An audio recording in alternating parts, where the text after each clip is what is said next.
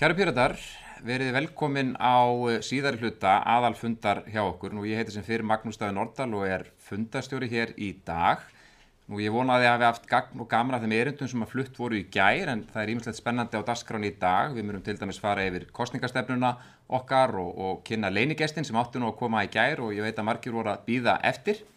En við skulum bara vinda okkur í þetta og fyrsta erindi dagsins kemur frá Eiríki Rafnssyni sem ætlar að fara yfir lagabreytingar og flytja okkur erindi það. Gjörðu svo vel, Eiríkur. Takk fyrir það. Þetta nú í fyrsta skipti sem að einhverjur talaði lagabreytingar orðið spennandi á aðalfundi Pírata, en engu að síður við vindum mér í það. En það gaman að sjá okkur í dag. Ég sérst að fara að fjalla tillögur að lagabreytingum sem hafa komið inn á spjallsvæði Pírata undanfarna vikur, en sérst fyrir rúmlega 2 árum síðan. Þá ákvað þáverandi framkvæmdastjóri Pírata að setja á fót skipulagsstarfshóp til að fara yfir innra skipulag Pírata og komið tillögur að breyttu og bættu skipulagi og öllu innra starfi hreyfingarinnar. Öllum var boðið að taka þátt í þessari vinnu og fundaði skipulagshópurinn reglulega sumarið 2019 og skilaði af sér tillögum að lagabreytingum fyrir aðalfund sama ár.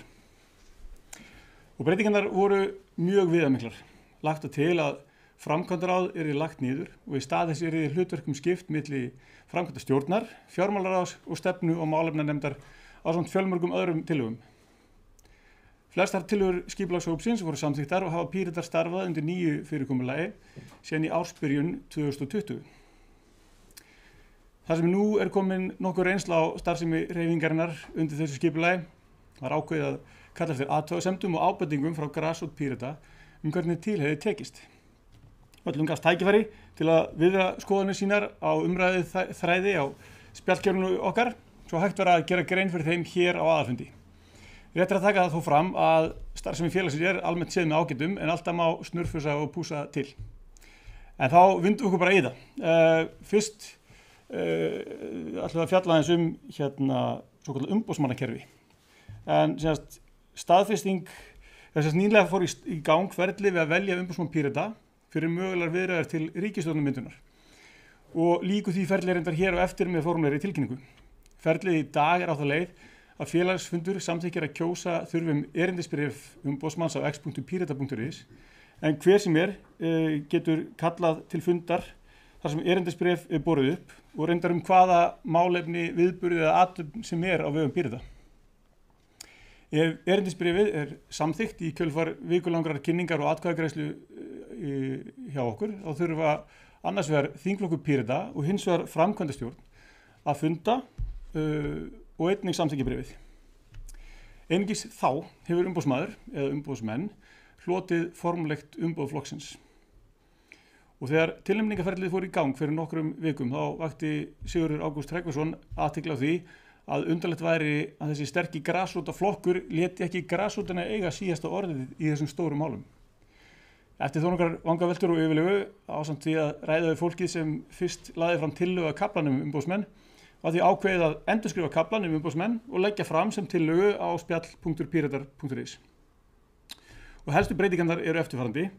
Það einungis þingflokkur, framkvæmdastjórn, stefnu- og málefnanefnd, aðalfundur eða fundur allra oddvita framboðslista Pírata fyrir kosningar til Alþingis sem geta á fundum sínum ákveðið að leggja fram erindisbréf. Og í framhaldi af því þarf að boða til félagsfundar eða taka erindisbréfið til umfjöllunar á aðalfundi. Á þeim fundi þarf að samþykkja að setja erindisbréfið í atkvæðagreiðslu í kosningakerfi Pírata. Og umboðsmaður eða menn hljóta umboð sitt ef þeirri atkvæðagreiðslu lýkur með samþykki og önnur ákvæði haldast óbreytt eða breytast óverulega. En förum að séu hvað myndi breytast með þessu. Tæknilega séð hægt að nýta umboðsmannakerfi Pírata til að setja hreyfingunni talsmann í hvaða máli sem Reyndin þó sú að aðeins hefur reynt á þetta kerfi til að tilnefna þau sem fara með stjórnarmyndunar umboð fyrir hönd Pírata eins og við erum að gera hér í dag. Þegar kerfið var sett fyrst á laggirnar var ákveðið að styrkja grundvöll umboðsmanns með því að bæta við samþykki þingflokks annars vegar og þáverandi framkvæmdaráðs hins vegar í kjölfar atkvæðagreiðslu grasrótar. Nú þegar við erum að leggja til að hætta þessum staðfestingarkosningum var ákveðið að takmarka frekar hvaða einingar innan Pírata gætu lagt fram erindisbréf umboðsmanna. og aðeins fólk sem hefur þannig verið kjörið í embætti innan hreyfingarinnar getur samkvæmt þessum tillögum lagt fram erindisbréf í stað þess að þetta sama fólk sé að samþykkja eða hafna einhverju sem grasrót hefur þegar samþykkt. Má því segja að staðfestingarferlið sé bara fært framar í röðinni og þannig fái grasrótin að eiga síðasta orðið. Vindum okkur þá í næstu tillögu. Albert Svan, hann lagði fram eftirfarandi hugleiðingu trúnaðarráð Pírata. Það þarf að taka ákvæði trúnaðarráð úr lögum Pírata. Trúnaðarráð Pírata kom til með lagabreytingu árið 2016 til að leysa úr ýmsum innbyrðis ágreiningi innan Pírata. Hugsunin var að ráðið ræddi við alla aðila máls og leiddi þá síðan að einhvers konar sáttum eða úrlausn. Hugmyndin var vel meint en virkaði ekki vel í mörgum málum og á endanum var orðið erfitt að fá fólk til að vera í ráðinu til að taka á móti straumi ágreiningsefna af öllum smæðum og stærðum. Síðan 2019 hefur ekki verið starfandi trúnaðarráð hjá Pírötum og þess í stað hafa stjórnir aðildarfélaga reynt að taka á ágreiningsmálum, spjallsíður lotið ritstjórnun og framkvæmdastjóri hefur beint erfiðum málum til sérfræði úrlausnar. Árið 2018 voru síðan samþykktar verklagsreglur bann við mismunun, einelti, áreitni innan Pírata. Niðurstaðan er sú að með því er trúnaðarráð orðið óþarft og ákvæðum það má fella úr lögum Pírata.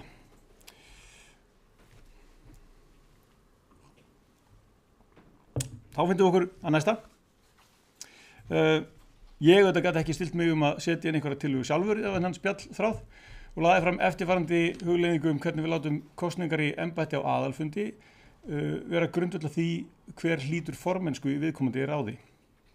Í ákvæðum framkvæmdastjórn, fjármálaráð og stefnu- og málefnanefnd segir að sá sem hlýtur besta kosningu skal vera formaður nefndarinnar. Það gengur illa saman við að kjósa aðeins hluta meðlima hvert ár og ég legg því til að setningin sá meðlimur nefndarinnar, ráðsins eða stjórnarinnar sem hlýtur besta kosningu skal stýra störfum hennar nema viðkomandi biðjist undan og hún breytist í sá meðlimur nefndarinnar, ráðsins eða stjórnarinnar sem hlýtur besta kosningu skal stýra störfum hennar þess á síðara ári sínu í embætti nema viðkomandi biðjist undan.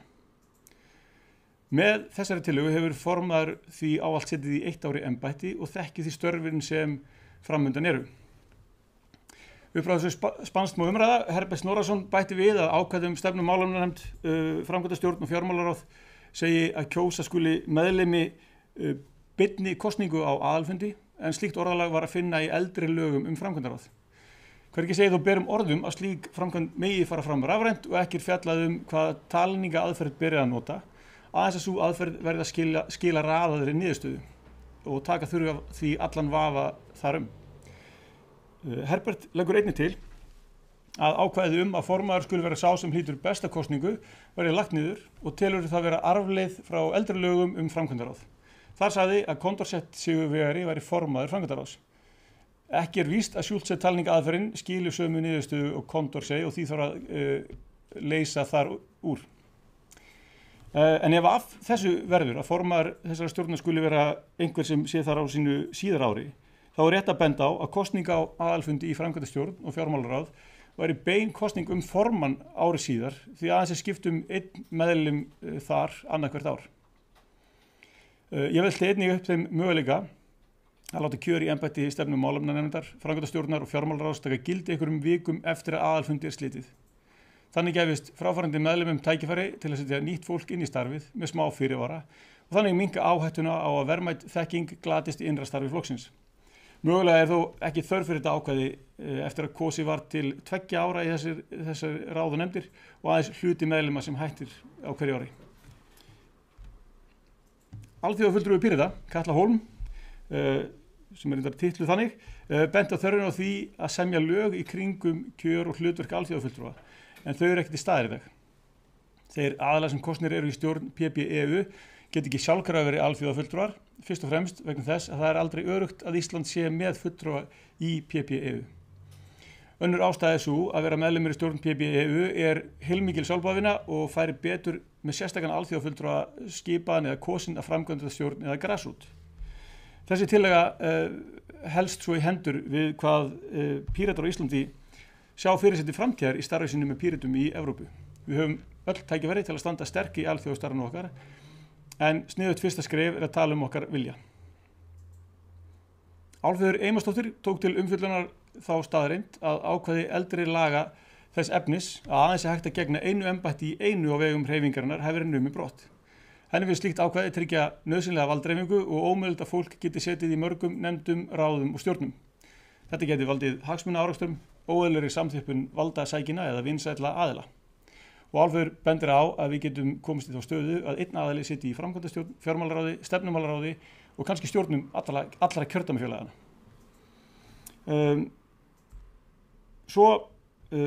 Dóra Björt Guðjónsdóttir, hún tók einnig þátt í umræðunni lagabreytingar og gerði umtalsefni hvernig stefnumótun flokksins háttað. Augljóst að Dóra Björt hefur mikinn metnað fyrir stefnumótunarferli flokksins og hefst nú lesturinn. Við byrjum á að lesa upp upphafsorðunar Dóru og köfum svo aðeins dýpra eftir það. Eftir að undirrituð settist í borgarstjórn hef ég ásamt fulltrúum í borgarstjórnarflokkum komið að mótun stefnu Reykjavíkurborgar í einum ýmsum málaflokkum. Hef ég farið fyrir mótun stefnu og beitt mér hvarvetna fyrir lýðræðislegri stefnumótun með góðu samráði við alla hlutaðeigandi aðila sem og almenning.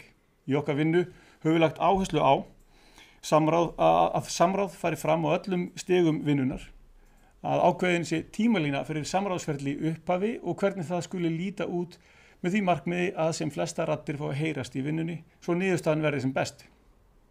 Hef ég farið fram á að stefnur fari til umsagnar mismunandi fagráða sem bera endanlega faglega ábyrgð samkvæmt sveitarstjórnarlögum en líka til samráðsnefnda borgarinnar sem eru skipuð fulltrúum hagsmunasamtaka sem starfa í þágu ýmissa minnihlutahópa sem og íbúa í hverfunum. Þessi ráð eru öldungaráð, aðgengis- og samráðsnefnd málefni fatlaðs fólks, fjölmenningaráð og íbúaráð.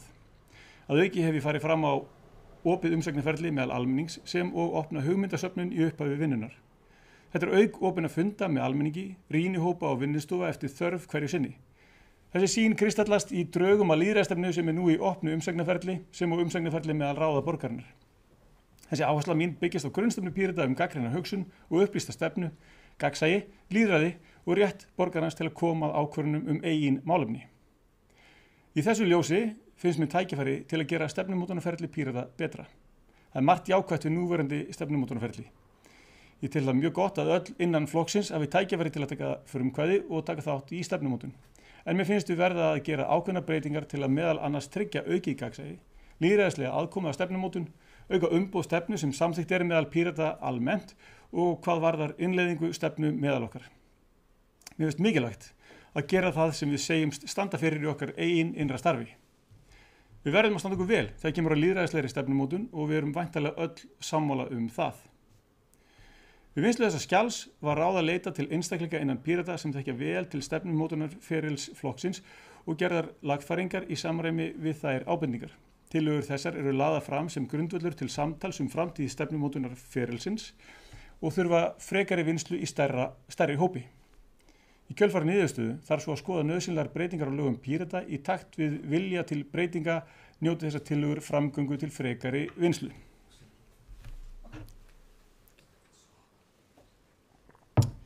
Að öllu þessu sögðu leggur Dóra Björt til að við tökum okkur að jafnaði lengri tíma í stefnumótunarvinnuna, gefum okkur rúman tíma og stefnum að gæðum umfram magn. Betra sé að vinna hægar og betur með vandaðari ferla. Við þurfum því að skapa stefnur sem halda gildi sínu yfir lengri tíma en þó þannig að hægt sé að sníða til eftir þörfum án þess að byrja endilega frá grunni eins og við gerum ansi oft. Skoða þarf að taka út heimild fyrir hraðafgreiðslu í kosningakerfi eða skapa mjög afmörkuð skilyrði til slíkrar notkunar. Hafa hana til dæmis frekar fyrir hendi varðandi stjórnarsamstarf og ályktanir og sleppa þá staðfestingar atkvæðagreiðslu samhliða. Hraðatkvæðagreiðsla væri í þeim tilvikum fullnaðar afgreiðsla. Hraðafgreiðsla tillögu takmarkar tækifæri fólks til þátttöku og til að kynna sér máli vel til að marka sér afstöðu. Það takmarkar líka tækifæri til að tillaga sér metin út frá umræðu á x.pirata.is og breytt í kjölfarið. Það skapar einnig mikla óvissu að hafa staðfestingar atkvæðagreiðslu í kjölfar flýtimeðferðarinnar. Efni ályktunar kannski verið þekkt í samfélaginu sem svo hætta á að njóti ekki staðfestinga flokksins. Þá er betra fólk viti að hraðafgreiðslan afgerandi og efni fari í kjölfarið í dreifingu. Það hvati til að fólk taki þátt á þeim tímapunkti. Við viljum ekki vera gerð afturreikað með ályktanir sem eru þegar orðnar þekktar sem skapar einnig óvissu afstöðu flokksins. Tryggja þarf gæði samþykktra stefna, það er að segja að þær endur segi vilja flokksfólks eins vel og hægt Stefnur Pírata þurfa að virka sem undirstefnur í einni heild sem almenn stefnum Pírata, þannig séu þær skoðaðar í samhengi við hvor aðra. Því þarf að skapa ramma eða eins konar sniðmátt stefnumótun sem tryggir samræmingu á formi stefna og að þær séu ekki óþarflega langar eins og þessi ræða. Ómiklar upplýsingar eða útlistanir geta komið niður á að gagnsæi því þá hægt að drekkja fólki svo í texta að mikilvæg og afgerandi atriði tínast í smáatriðum. Meiri upplýsingar eru ekki endilega sama og gagnsæi. Í takt við þetta leggur Dóri Björt til að vega og meta hvort það sé ástæða til að fella út ákvæði 6.6 í lögum Pírata þess efnis að stefnur skuli rökstuddar og hafa vísan í fyrri ákvarðanir. Þetta verði gert til að forða okkur frá óaðgengilegu upptalningaformati á núverandi stefnum Pírata. Einnig verði ástæða til að skoða leiðir til að minnka notkun eða jafnvel hætta að nota greinagerðir í stefnum umfram allra þarfasta bakgrunnsefni eins og fylgigögn. Þessi skylda rökstuðning hefur oft valdið óþarfa málalengingum en auðvitað enn gerð krafa skýran stefnuteksta.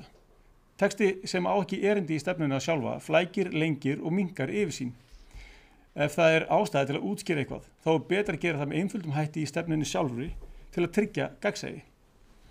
Ef fólk skilur með engu móti hvað átt við án frekari útskýringa í greinagerð, það sem stendur í stefnunni kannski ekki nógu skýrt og þarf að laga. Kosningakerfið ætti að vera hluti af stefnumótunarkeðju Pírata, frekar en að vera upphaf og endir stefnumótunar. Væri til dæmis hægt að gera þetta á þann veg að láta kosningakerfið vera aðal framleiðslu hluta stefnumótunarferilsins sem endar með kosningu stefnudrög. Þau myndu svo fara til endanlegrar afgreiðslu á Pírataþingi í kjölfarið. Hafa mætti þannig 2 kosningatímabil á ári í kosningakerfinu sem myndu vara nokkrar vikur. Þar væru greidd atkvæði allar stefnur sem unnar hafa verið á misserinu. Þannig þarf flokksfólk ekki stanslaust að fylgjast með kosningakerfinu, heldur getur einsett sér góða yfirferð þegar kosningatímabil stendur yfir. Þannig fá fleiri tækifæri til að kynna sér stefnunar og setja af tíma til að greina þær og mynda sér skoðun. Að bæta við Pírataþingi tryggir gæði, umboð og innleiðingu á samþykktum stefnum. Opna þarf stefnumótunarferlið enn frekar og við hafa öflugt samráðs- og umsagnarferli í allri stefnumótun. Það lýðræðislegt. Við þurfum því að festa í sessi samræmt utanumhald stefnumótun og að hún fari af stað eftir ákveðnum takti, ekki öll í einu, heldur á yfirvegaðan hátt með fyrirfram skilgreindi tímalínu sem auglýst kyrfilega. Athugavert væri að festa stefnumótunar fundatíma yfir hvert misseri og gera áætlun stefnumótun á hverju tímabili fyrir sig, þannig að þau sem vilja geti tekið þátt í flest allri stefnumótun á vegum flokksins án þess að þurfa að vera upptekin öll kvöld vikunar. Þetta kemur til móts við fjölskyldufólk sem dæmi og myndi aðgengi að stefnumótun snar skána. Dagskrá hvers misseris svo send út á meðlimi Pírata í upphafi þess. Til að tryggja yfirsýn og aðgengi allra að stefnumótun væri ágætt að hafa miðlægan lista yfir þátttöku í stefnumótun. Píratar getur þá skráð sig í stefnumótun fram í tíman eða komið inn í ferlið á síðara stigum. Þannig missi fólk ekki af öllu þó það missi af fyrsta fundi og þannig hægt að koma í veg fyrir að fólk þurfa að fylgjast með á Facebook eða dagatælinu til að vita hvenær næsti fundur verður haldinn. Þetta var upphaflega hugmyndin með málefnahópum sem nú þegar eru skilgreindir í lögum Pírata en þau ákvæði hafa ekki virkað sem skyldi. Gera þarf kröfu að hver málefnahópur stundi virkt samráð í stefnumótunarferlinu. Með það í huga þurfti að skrifa upp samráðsferli í upphafi vinnunar til að tryggja yfirsýn yfir hvaða fagaðila eða hlutaðeigandi aðila verði tala við, hvenær eigi að ráðast í opna hugmyndasöfnun, halda málþing eða vinnustofur eða annað sem getur komið að gagni við vinnuna og aukið gæði niðurstöðunar. Þetta yrði til að tryggja virka hlutdeild þeirra sem stefnan snýst og samtal við þá sem þekkja best til. Þá séu settar niður tímasetningar fyrir fundi og samráðsfundi og þetta gert aðgengilegt öllum á piratar.is sem sent á öll sem hafa skráð sig á þá stefnumótun. Færðar séu fundagerðir hvers fundar stefnumótunarhópa sem sé safna saman og skjalað á viðeigandi hátt. Umræða á x.piratar.is fyrir atkvæðagreiðslu þarf að vera raunverulegur hluti stefnumótunar. Á umræðutíma sem væri kannski réttara að breyta í umsagnatíma væri ákjósanlegt að koma með athugasemdir sem stefnumótunarhópi myndi bera að taka til virkrar athugunar á opnum fundi þar sem þeim sem hafa sent inn athugasemdir sé boðið að mæta. Umsagnarferli yrði auglýst fyrirfram með mánaðarlegu fréttabréfi Pírata svo þau færu ekki fram hjá neinum. Að úrvinnslu lokinni væri öllum athugasemdum svarað í samanteknu skjali sem gert aðgengilegt á vefnum með birtingu stefnunar. Stefnan væri sem sagt tekin út eftir umræðu til endurskoðunar með tilliti til athugasemda. Stefnan væri svo sett aftur inn með breytingum og svörum við þeim athugasemdum. Sé stefnan samþykkt að lokinni atkvæðagreiðslu sem stefnudrög færu þau til endanlegrar afgreiðslu Pírataþings þar sem hægt var að leggja fram formlegar breytingatillögur til að snurfusa endanlega og skapa sem víðtækasta sátt. Árleg Pírataþing verði því hluti af fyrirsjáanlegu gagnsæju og taktvissu stefnumótunarferli og tengist við núverandi stefnumótunarferli þar sem öll geta móta stefnu og þar sem stefnan að megin efninu til unnin. Pírataþing er aðgengilegu vettvangur allra Pírata til að hafa skoðun á og tækifæri til að breyta loka útgáfu stefnudraga eftir atkvæðagreiðslu í kosningakerfi þar sem hún hefur verið samþykkt. Leið og hún væri með þessu móti betur kynnt fyrir flokksfólki. Þetta myndi tryggja betur skýrt umboð stefnu meðal Pírata. Pírataþing myndi með þessu verða vettvangurinn sem skoðar heildina og mótar þannig heildarstefnu Pírata. Með þessu móti stefnan ekki bara rækilega kynnt fyrir flokksfólki, heldur leið verið að tryggja að hún eigi enn erindi til fólks og sé innleidd og hafi nægt umboð. Thorbjörn leggur einnig til að fyrra Pírataþing ársins að hausti sé svokölluð brainstorm vinna þar sem hægt sé að ýta stefnumótunarvinnu úr vör fyrir árið. Pírataþing að vori sé nýtt til að sníða af vankanta af stefnudraugum sem samþykkt hafa verið í kosningakerfi eða af gömlum stefnum svo þær haldi gildi sínu og sé í takt við tíðarandann. Að vori sé svo heildarstefna Pírata með öllum undirköflum eða undirstefnum og nýjum stefnudraugum afgreidd úr kosningakerfi, send út nokkrum vikum fyrir Pírataþing svo öll hafi nægan tíma til að kynna sér textan og vinna mögulegar breytingatillögur. Hér sé skoðað hvort það sé til staðar eitthvað innra ósamræmi, hvort eitthvað megi einfalda og hvort eitthvað megi betur fara. Mesta vinnan hefur farið fram á þessum tímapunkti en hér tækifæri til að snurfusa og gera góða stefnu og góð stefnudraug enn betri, tryggja umboð og yfirsýn og aðkomu enn fleiri. Hér einnig komin filter til að tryggja að gamlar stefnur haldi gildi sínu því allar stefnur fari gegnum samþykktaferli á Pírataþingi að vori. Samhliða vinnslu þessara tillagna þarf að ræða leiðir til að tryggja að heildin geti ekki notað þessa virkni til að ganga á réttindi jaðarhópa. Breytingatillögum, ef einhverjar eru, þarf svo að skila með ágætum fyrirvara til stefnu málefnanefndar sem setji upp atkvæðagreiðsluna fyrir Pírataþing að vori.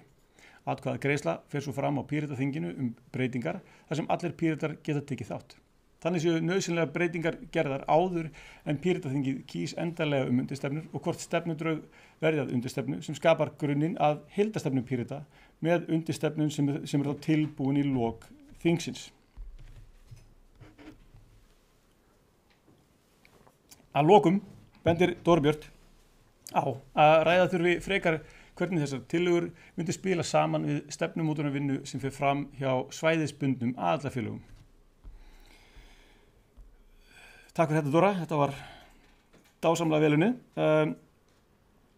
En allar þessar tillögur og ábendingar eru velþegnar og ljóst að við Píratar höfum sama metnað til að bæta og laga starfsumhverfi okkar og við höfum fyrir að bæta samfélagið í heild sinni.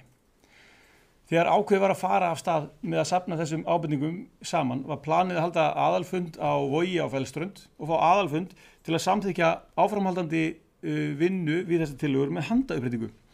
Á fjarfundi slíkt auðvitað mun erfiðara vel á að vera og því varð úr að framkvæmdastjórn Pírata mun boða til félagsfundar í október til að ræða þessar tillögur frekar. Öllum auðvitað boðið að koma að þeirri vinnu. Og við munum kynna nákvæma dagsetningu þegar nær dregur. Ég ætla ekki að láta þetta vera lengra í bili, kannski komið nóg, ég held að þetta sé lengsta ræða aðalfundar og þakka kærlega fyrir mig. Við þökkum Eiríki kærlega fyrir þetta erindi. Næst á dagskrá liður sem heitir orðið frjálst, þar sem að Píratar geta tjáð sig það sem að þeim liggur helst á hjarta, hvort sem það tengist þessum aðalfundi eða öðrum málefnum. Tökum 20 mínútur í þetta og 2 mínútur á mann, þannig að 10 manns ættu að geta tjáð sig með góðu móti. Nú Helgi Hrafn, Pírati, ætlar að stýra þessum umræðum og mér skilst að það sé allt klárt í það og gefi honum orðið. Já, takk. Fyrir stífur. Nei, þetta góð súkkulaði. Þú getur sett aftur á mig, ég talaði. segir að við sem að reyna að hljóðið. Það getur voðalega vel, sko. Ég skal segja við. Komið.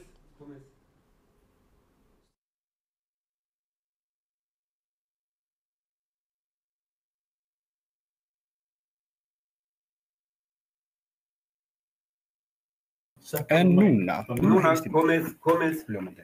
Mjög gott. Heyrði, við höfum hérna 20 mínútur saman til þess að spjalla það sem ykkur sýnist. Fundarstjóri nefndi nú 2 mínútur. Við skulum bara halda okkur við það. Ég laug hérna 4 mínútum áðan. En til þess að þið fáið orðið, þá skulið þið opna spjallið hérna í Jitsíðinu sem þið sjáið hérna og setja eitt svona X eða eitthvað, bara biðjum orð eins og Alinu hérna búin að gera og þá setja ykkur á mælendaskrá og hleypa ykkur að þegar tími ykkur komin. Ef þið farið yfir tímann, þá mun ég byrja að lesa upp úr þessu, en þetta 5. kafli laga virðisaukaskatt. Þetta hugsanlega það leiðilegasta sem hefur verið ritað á vora ylhýra máli.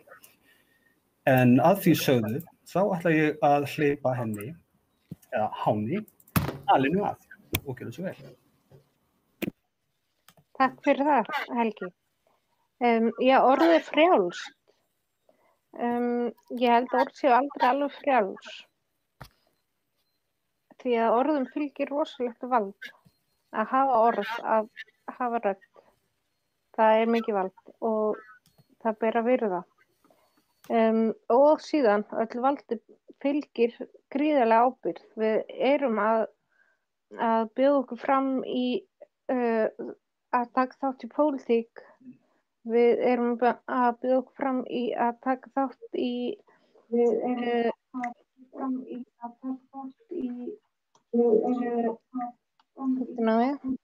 já, að sjá sameiginlega sjóði, sjá samskipti við erlend ríki og svo framvegis. En það sem að verður að vera alltaf efst í huga valdið yfir lífi fólks. Það má ekki gleyma því að við erum að sækjast eftir valdi yfir lífi fólks. Power to the people. Við verðum að efla nærsamfélög og við verðum að tryggja afkomu fólks og við verðum að tryggja frelsi til vals á búsetu. Ef við ætlum að byggja þetta land hérna, Ísland áfram. Sem sagt, all around, ekki bara stóra bæ. Orðið frjálst en frelsi og orðum fylgir mikið vald. Takk.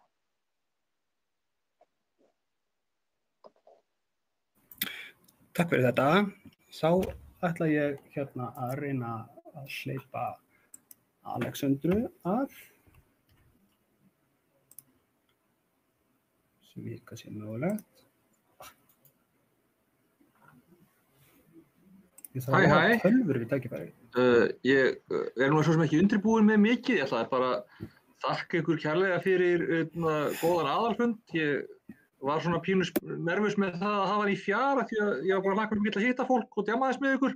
En þetta nú búið að vera býsna indælt, þrátt fyrir tæknilega vandamál og alls konar, þannig að bara takk fyrir. Ég get að tala eitthvað pólitískt og skemmtilegt, en ég ákvað að fara bara frekar með leiðilega brandara fyrir ykkur, það ekki eitthvað? Fyrsta sem ég ætla að segja er brandari sem ég lengi beðið eftir að varnarlaust fólk geti ekki vikið sér undan frá mér.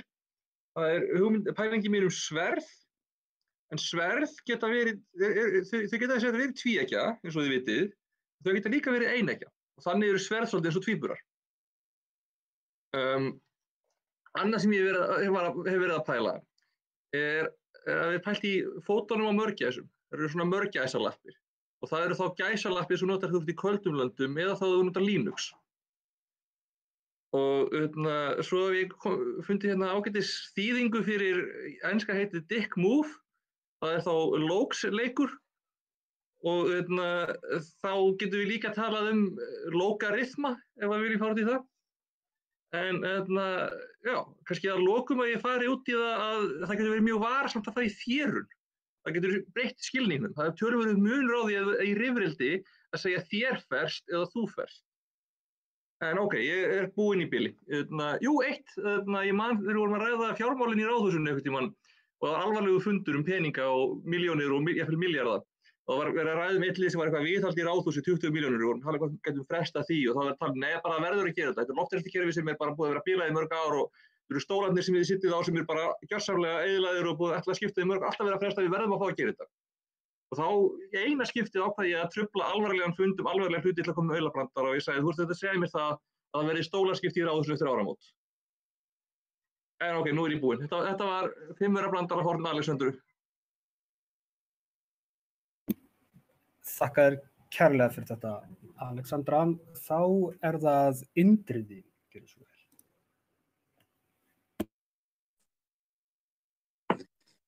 Já, takk fyrir.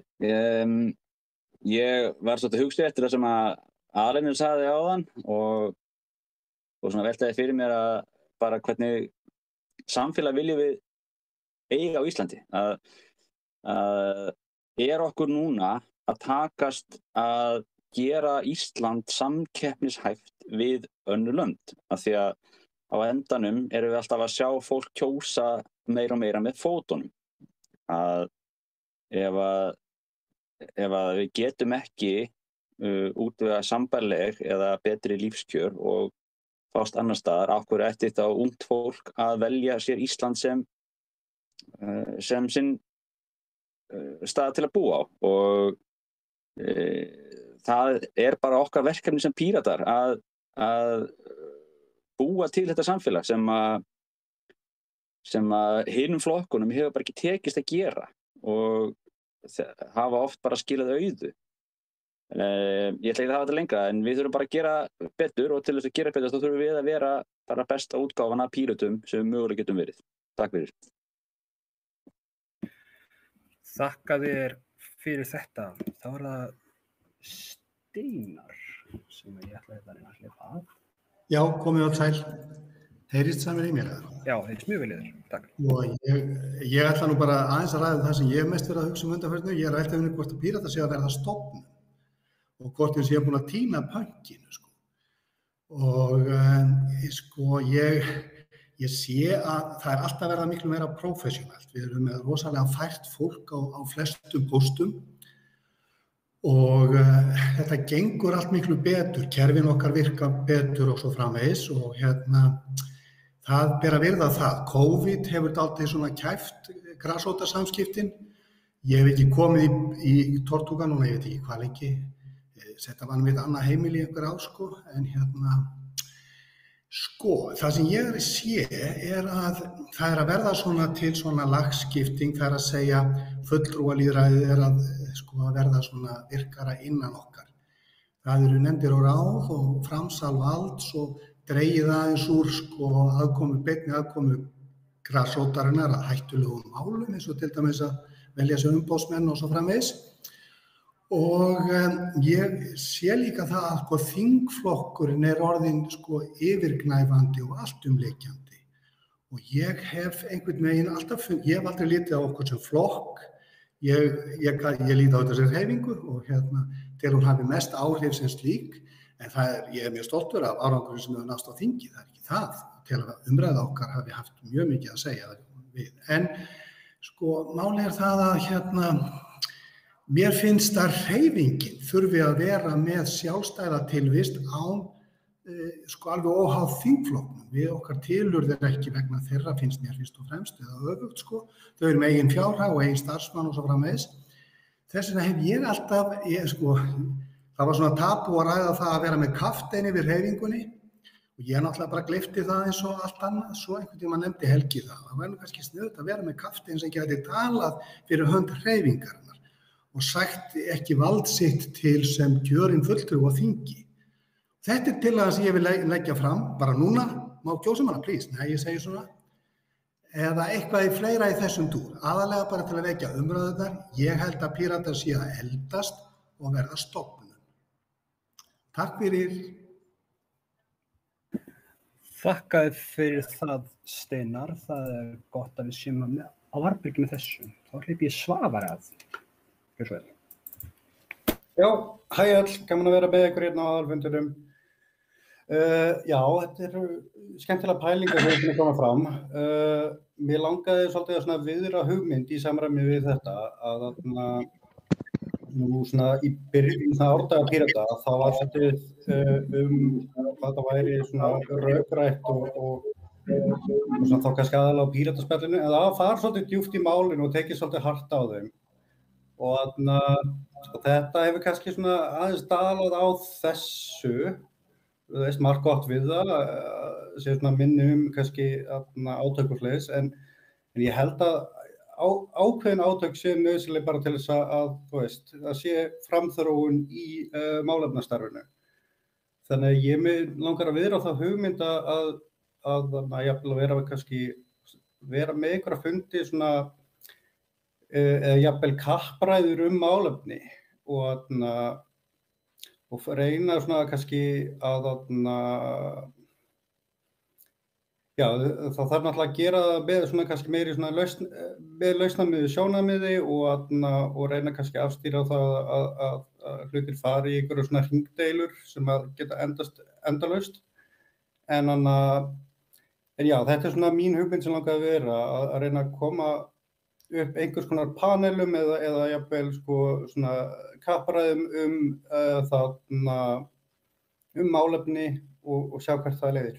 Takk. Takk fyrir það. Þá það hann Albert Svan. Gjörðu svo vel.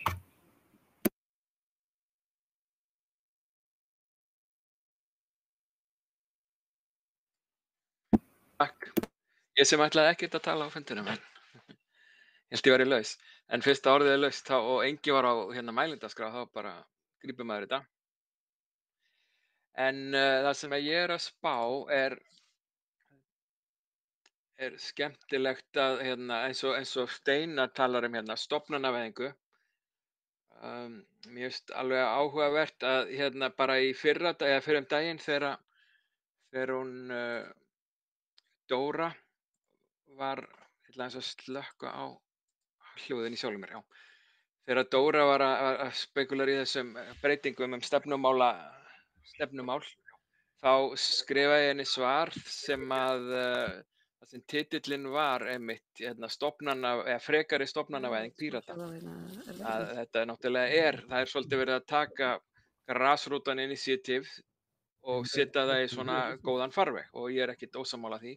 En ég kalla þetta stofnanavæðing, þess vegna var áhugavert að Steinar skyldi nota þetta orð líka.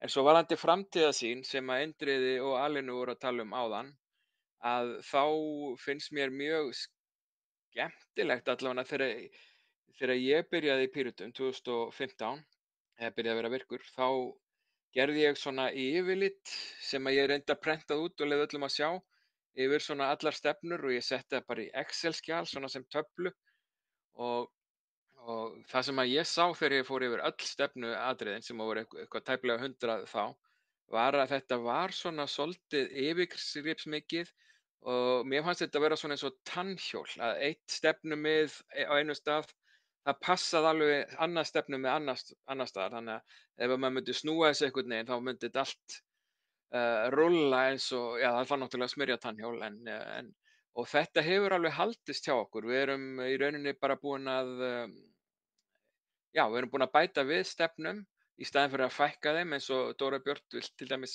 stinga upp á og það hefur verið gerðar allavega 2 tilraunir til þess að fækka stefnum verulega, sameinaðir og svona en það verkefni heldur bara áfram. En ég held að ef við höldum alltaf svona framtíðarsýninni sem einhvern svona sjóldendahring og að tíminn, ég veit ekkert hvernig tímanum minn líður, en það einhvers konar hafa sem Píratar, við erum í ólgu og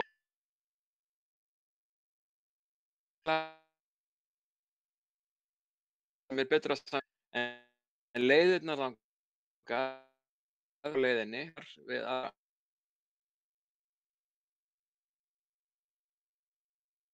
hafa þessar stefnur okkar.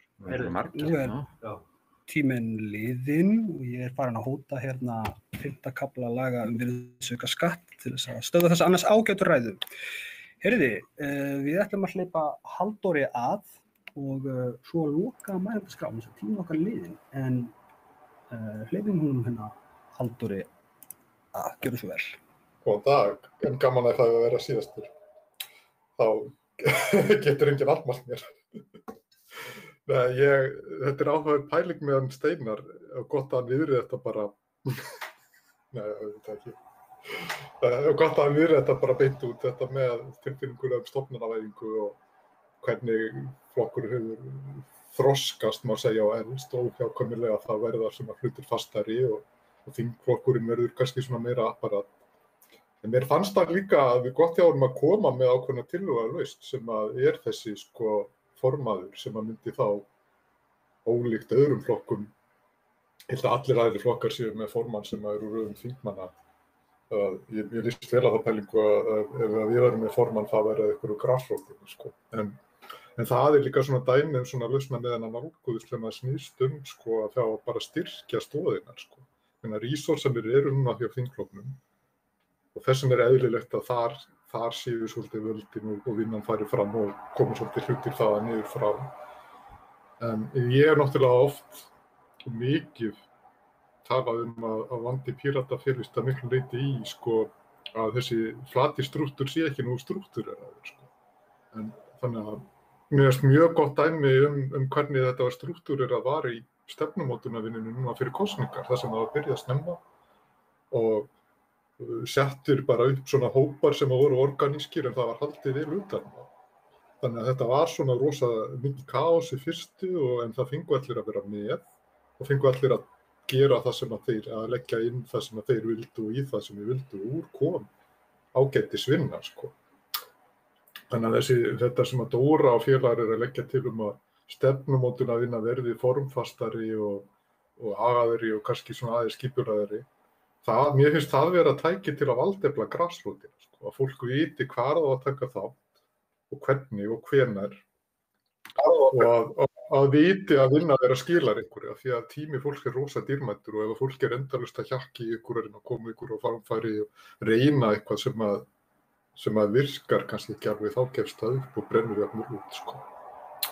Þannig að þetta það sem ég vildi segja. Takk kærlega fyrir það, Halldór. Núna bara tíminn liðinn. Ég ætla að segja það bara sem setjum þingmaður að ég heyri hvað að segja, skal spjalla við hinna í þingflokknum í þetta, en líka nefna það að við erum að fara að græða 3 fyrrverandi þingmenn inn í grasrótflokksins núna bara eftir mánuð. Þannig að hver veit nema að það verði auðveldara að tengja grasrót og þingflokk í kjölfarið. Sjáum til með það. En ég vil bara þakka kærlega fyrir umræðuna og segi þessu ævintýri lokið í bili. Takk og bless. Já, við þökkum Helga Hrafni kærlega fyrir að stýra umræðum sem voru ansi líflegar. Grasrót Pírata er mjög öflug, greinilega. Nú það er komið að stuttu hléi, 14 mínútna hléi og að því loknu þá mun Halldóra Mogensen koma hér og kynna leynigestin sem ég veit að margir að bíða eftir og áttu nú að upphaflega koma í gær. Þannig að ég hvet alla til að vera við tölvuna eftir 14 mínútur. Þá minni ég líka á kosningarnar sem í gangi á x.piratar.is vegna kosninga í innræðsstarfinu og það væri mjög gaman að ná þáttöku þar góðri. En við sjáumst eftir 14 mínútur.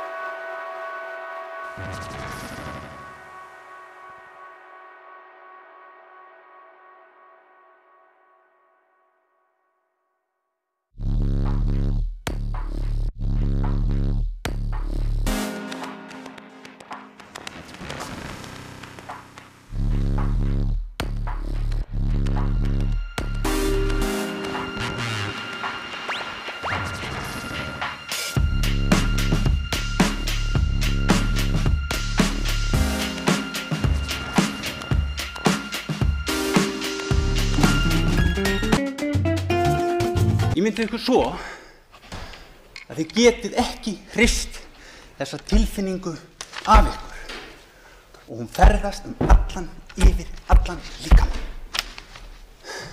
Ímyndið ykkur svo að þið hafið hellt eldsneyti, bensíni yfir ykkur og þið eru gegnsósa. Hve örvæntingafull þurfið þið að vera til þess að gera svona. Kostnaður við skýrslu rannsóknarnefndar Alþingis sparisjóðina sem við ræðum í dag kostaði 600 milljónir. Og ef að það eiga að vera 5 mínútna umræður í dag einum degi eftir útgáfu hennar og við setjum það í samhengi þá kostaði rannsóknarskýrslan 30.000 krónur fyrir hverja sekúndu sem við ræðum hann í dag, þessa 5 tíma. Og sjáum hvort mér tekst að rífa 30.000 krónur á 1 sekúndu. 1 seðil eftir hvernig það. Og prófa. Stillið þau svona ágættu upp. Ætlar að telja. Tókst ekki. En þegar við ræðum hann í dag, horfum við til þess, alla þessa 5 tíma, þá verður að rífa 3 á sekúndu, sem að endurspegla kostnaðinn við þessa skýrslu og við eigum að geta tekið upplýst ákvörðun og haft eftirlit með framkvæmdarvaldinu með þessu móti.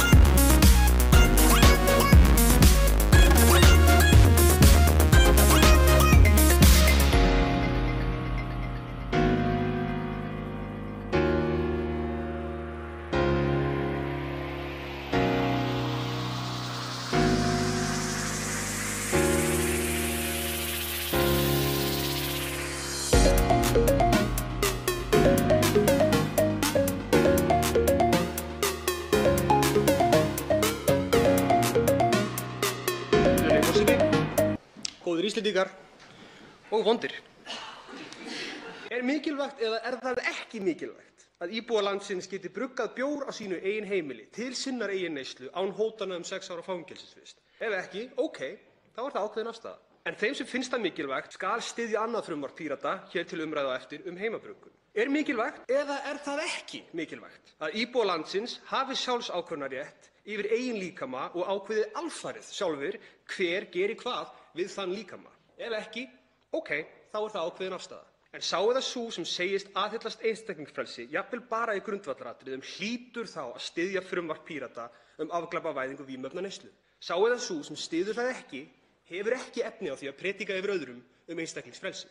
Nú er ég hérna á seinustu mínútum, þar sem ég ekki mikið tíma, að fara aðeins yfir eina af verstu blaðumfjöllun sem ég nokkuð tíman lesið í lífinu. Ég verði að sýna hana myndavélinni. En hér er mynd af hv. fyrsta flutningsmanni þessarar tillögu og fyrirsögnin þessi með leyfi forseta: þingmenn væla yfir kokteilboðum og vilja enn meira frí. Tilvitnun lýkur. Þetta er ein kostulegasta vitleysa sem ég hef lesið þingið í lífinu. Þetta er reyndar eitthvað sem heitir Sandkorn, birtist á DV í nóvember á seinasta ári og þarna er bara logið, það er bara logið beinlínis sem þessi tillaga feli í sér það að þingmenn þurfa að komast í fleiri kokteilboð eða fá lengra frí. Hleypum að 30 í stað 15 í störfum þingsins. Að lokum legg ég til að fundir fastanefndar Alþingis verði að jafnaði opnir. Að lokum legg ég til að fundir fastanefndar Alþingis verði að jafnaði opnir. Ég legg til að lokum, virðulegi forseti, að fundir fastanefndar Alþingis verði að jafnaði opnir. En nú get ég ekki annað en nýtt þær seinustu sekundur af minni ræðu, virðulegi forseti, til að leggja til að lokum að fundir fastanefndar Alþingis verði að jafnaði opnir. Svo ég legg til að lokum og enn og aftur að fundir fastanefndar Alþingis verði að jafnaði opnir. Og að lokum legg ég til að fundir fastanefnda Alþingis verði að jafnaði opnir. Ég legg til að við reynum, ég legg til að við lítum fram á veginn inn í framtíðina, ekki bara aftur á bak, og að lokum legg ég til að fundir fastanefnda Alþingis hleypið mér út úr þessu partí. Hér allt í steik. Nú stendur ykkur upp í salnum og segir, en lífið er bara svo flókið. Ég segi nei. Nú hringir ykkur inn í þáttinn og segir, maður verður að vera raunsær. Ég segi nei. Maður verður að passa sá að gera ekki mistök til að falla ekki alveg til hinna. Nei, ég fikk nóg af þessu rugli. Tökum þetta upp á annað plan.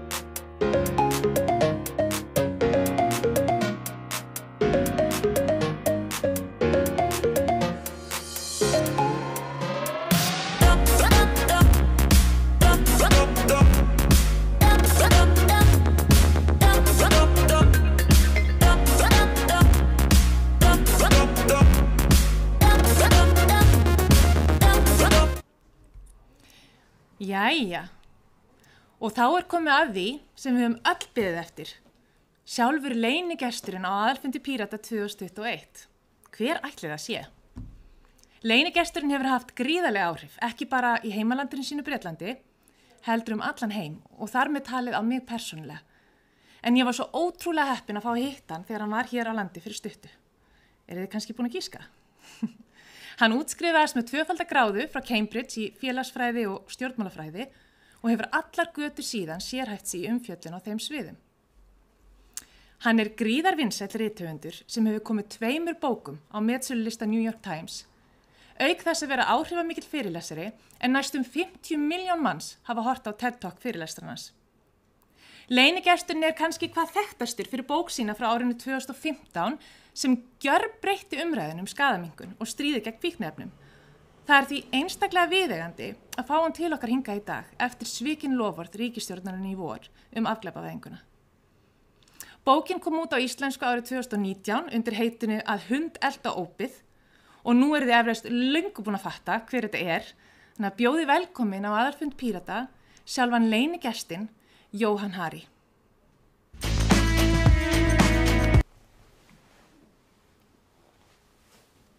Hi, Haldora. I've just been nodding and pretending that I understand anything you just said. So I'm so sorry. I actually I'm afraid I have this theory that I don't really believe the Icelandic language exists because when I came to Iceland, everyone spoke such perfect English that I was just like, is this some kind of weird game that Icelandic people play where they pretend they have a separate language? But no, I accept that you are a self-determining country. I'm so excited to talk to you guys because when I came to Iceland, I was invited by Haldora. I was so struck both by how brilliantly the Pirate Party is arguing the change on this policy and how needed that change is in Iceland. So I want to talk to you a little bit about why I believe fighting to decriminalize and eventually legalize drugs in many cases is one of the most urgent moral issues of our time, and why I hope that you will continue to be part of this really important fight, and why I think Haldora is doing amazing work on this. So for me, this is a very personal question. One of my earliest memories is of trying to wake up one of my relatives and not being able to. And I was too young to understand why then. But as I got older, I realized that we had an addiction in my family. Several members of my family, we still do. And like a lot of people in that position, and there's going to be a lot of people watching in that position, it was a real mixture of feelings. Part of me was very angry with them and had that, although I never supported the war on drugs, I did have a kind of angry drug war voice in my head saying, why doesn't someone just stop you? But there was another part of me that could see, well, that just wasn't working. People were angry with them and it wasn't solving the problem at all. In fact, it seemed to be making it worse. So to really try to understand this, having grappled with it in my family for so long, for my book, Chasing the Scream, I can't say the name in Icelandic, but I'll get Haldora to do it. I ended up going on this really big journey all over the world. I ended up traveling over 30,000 miles.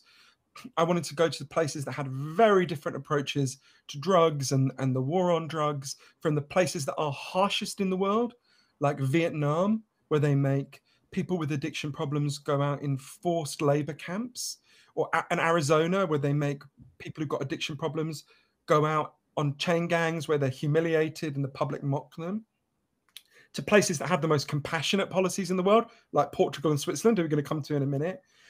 And I learned just a huge amount about this question. And one of the most shocking to me was that I had profoundly misunderstood what addiction itself is. I'd actually misunderstood what I thought I had seen in front of me all my life.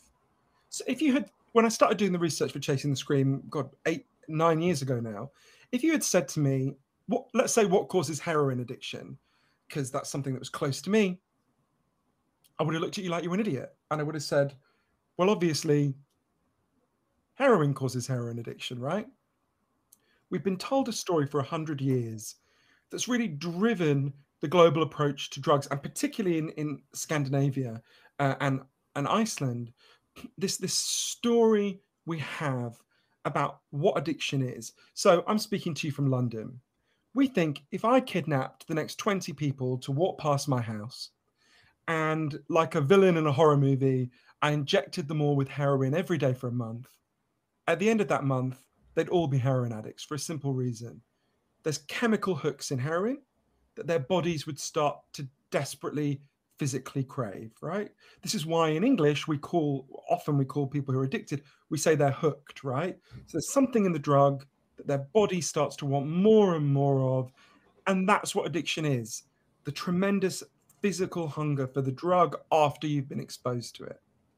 The first thing that alerted me to the fact there's something not quite right about this story is when it was explained to me by lots of medical experts. In Britain, where I'm from, if I step out into the road after I talk to you and I get hit by a truck, and I break my hip, I'll be taken to hospital and I'll be given a lot of a drug called diamorphine. Diamorphine is heroin. It's much better heroin than I could ever buy on the streets because it's medically pure heroin. Lots of people in British hospitals are given diamorphine. If any of you have a British grandmother who's had a hip replacement operation, your grandmother's taken a lot of heroin. If what we think is right, that addiction is caused primarily or entirely by exposure to the drug, what should be happening to all these people in British hospitals who are being given heroin? Some of them should be leaving hospital with an addiction problem. They should be trying to buy heroin on the streets. This has been studied very carefully. It never happens. And I remember when I learned that, just thinking, well, that can't be right. How can it be that you have someone in a hospital bed who's been given lots of really strong, potent heroin, they don't become addicted, and then you've got someone in the alleyway outside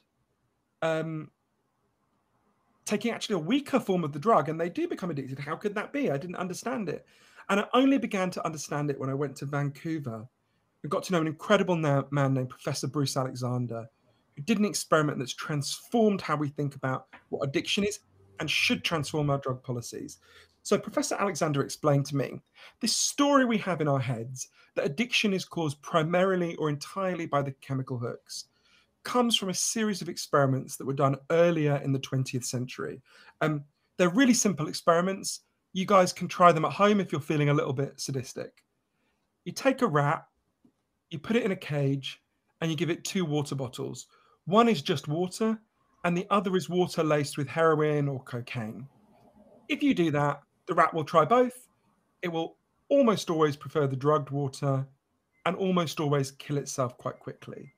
So there you go, right? That's our story. The rat is exposed to the drug, it wants more and more of it, it kills itself. But in the 1970s, Professor Alexander came along and said, well, hang on a minute. We're putting this rat alone in an empty cage. It's got nothing to do and nothing that makes life meaningful for rats. All it's got is the drugs, right? What would happen, he said, if we did this differently? So he built a cage that he called Rat Park, which is basically heaven for rats. They've got loads of friends, they've got loads of cheese, they've got loads of coloured balls, they can have loads of sex. Anything a rat wants in life is there in Rat Park. And they've got both the water bottles, the normal water and the drugged water. And of course they try both, they don't know what's in them. This is the fascinating thing. In Rat Park, they don't like the drugged water. They hardly ever use it. None of them use it compulsively. None of them overdose. So you go from almost 100% compulsive use and overdose when their needs are not met, to no compulsive use and overdose when they have the things that make life worth living. There's lots of human examples of this that I'm sure we'll discuss. But what this tells us is the opposite of addiction is not sobriety. The opposite of addiction is connection.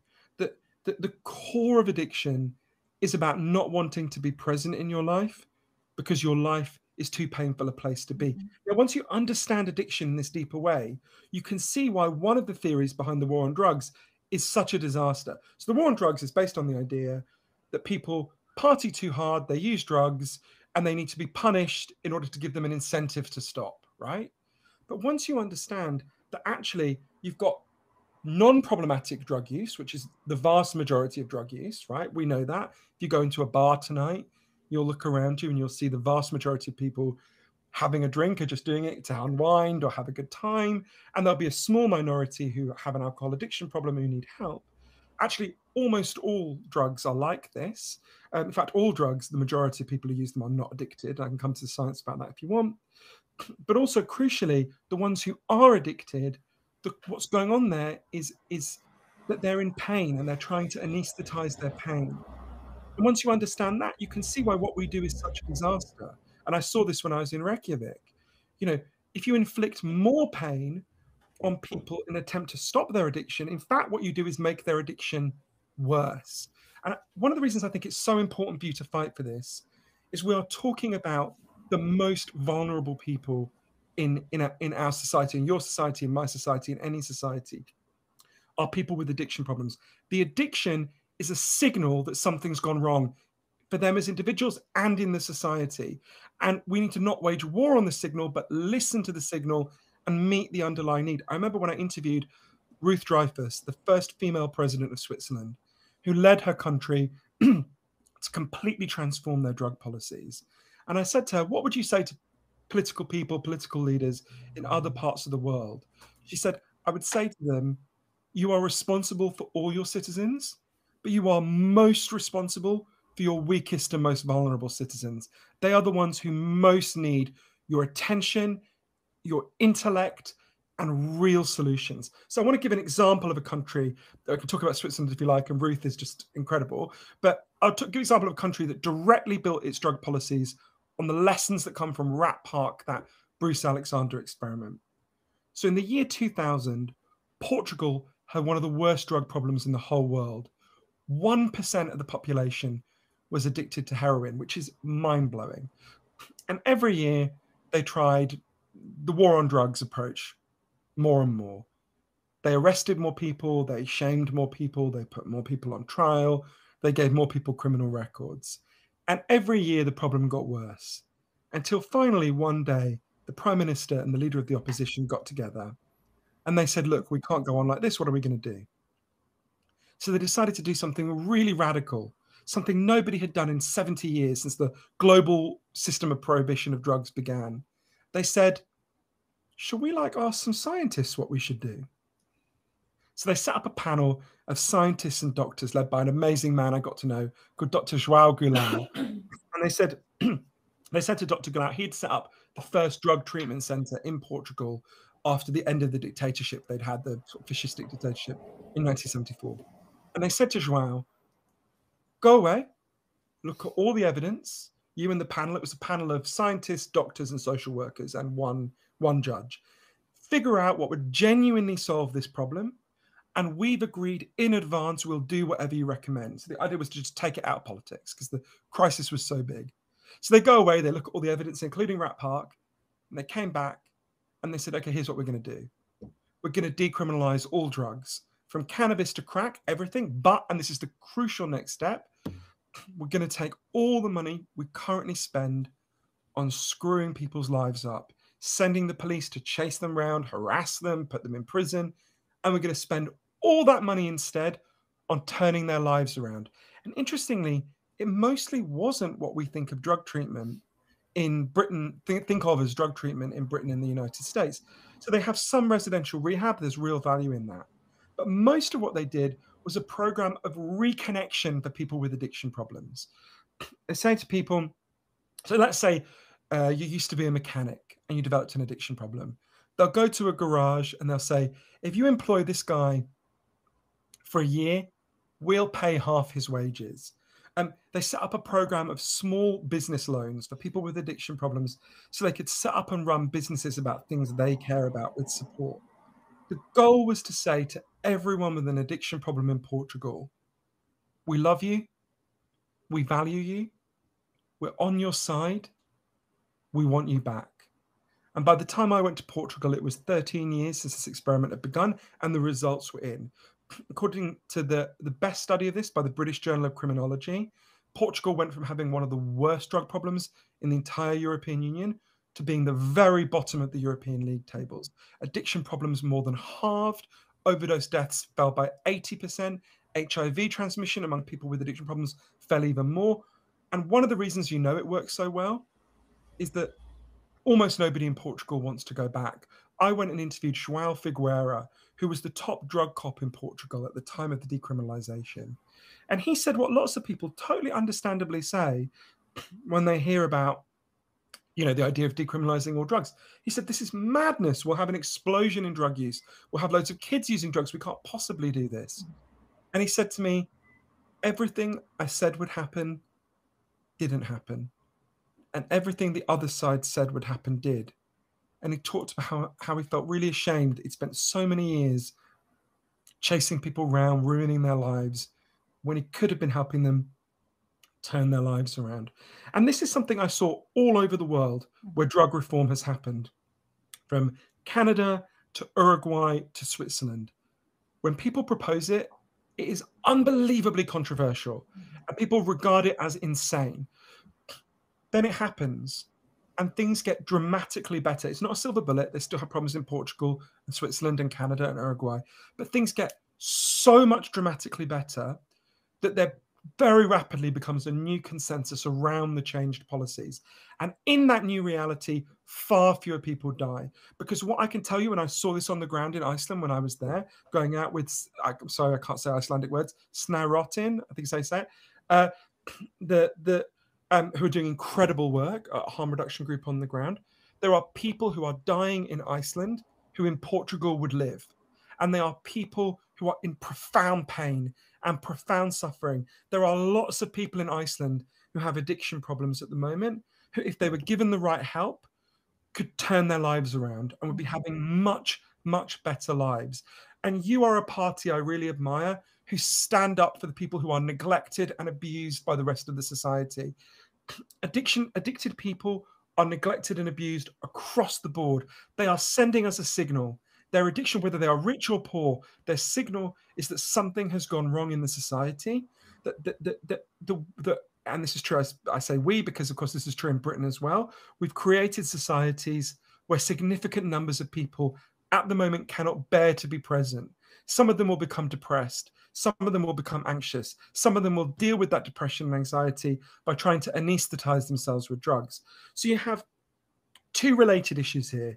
You have addicted people, people with addiction problems who deserve love, compassion, and support. And everywhere that has built their drug policies on shame and punishment has growing addiction problems.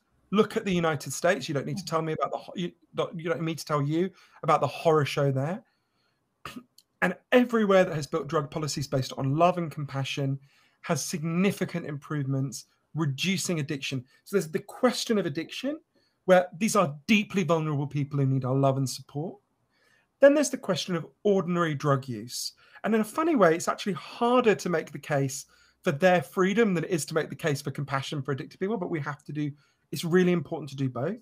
Once you understand that addiction is not about exposure to the drug and the drug taking you over, you can understand another basic reality about drug use, which is as I mentioned before, the vast majority of people who use drugs aren't addicted and will never be addicted and are not even taking the risk of addiction.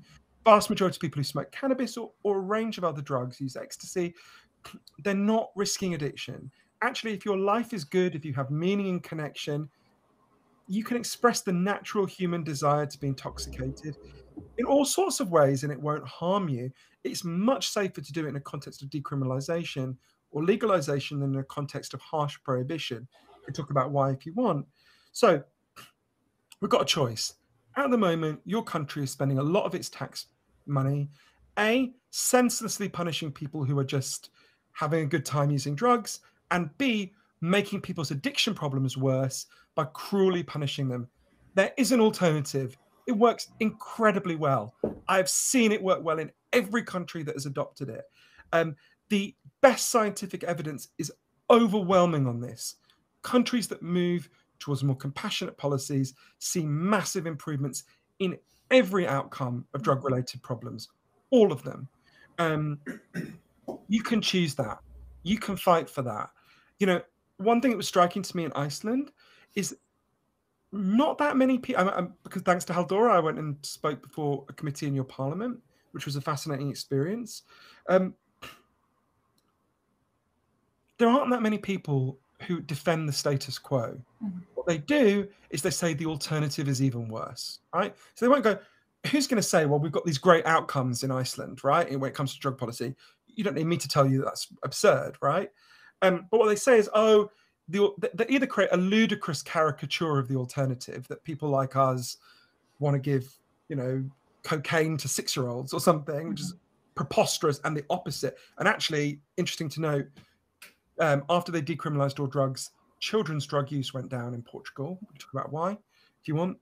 If you want to protect your children, actually, you really want to get them out of the hands of armed criminal gangs and into the hands of, more responsible people. We need to I think it's two things we need to do. Firstly, undo, and Halldóra and Snorratin and all sorts of people in Iceland do incredible work on this. We need to undo the myths around drugs and drug use. We need to undo the stigma among people with addiction problems. If any of us had been through what they've been through, we would find drugs much more appealing and compulsive drug use much more appealing. And then we need to explain what the alternatives mean in practice and what has happened in the places where those alternatives were chosen. And I just think you're in an amazing position to do that. And I think Iceland is really right. And one of the things that's so important is this is really important for people in Iceland, for the most vulnerable people in Iceland. It also has a really important global ripple effect.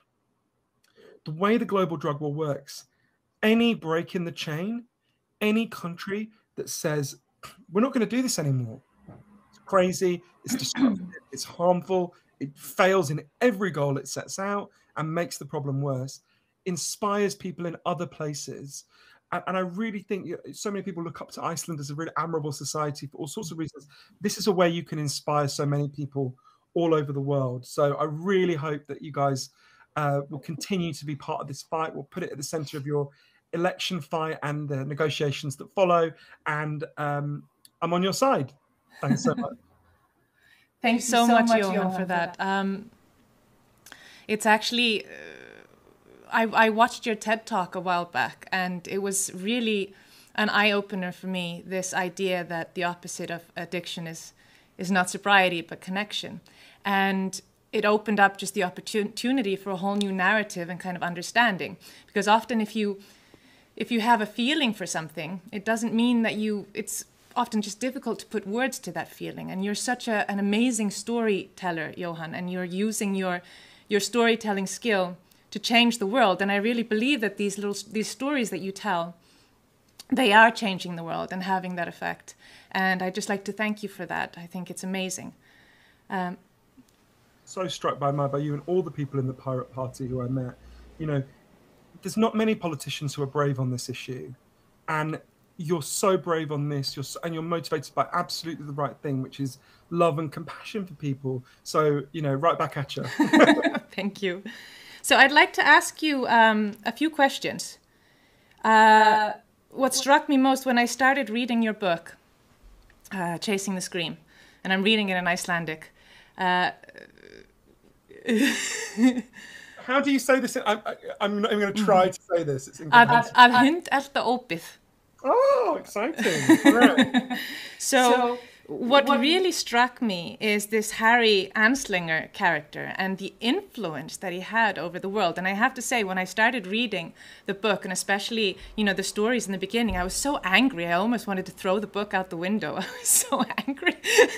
and like just sad at how these people's lives have been influenced and how the entire world has been influenced by this one kind of crazy man, really.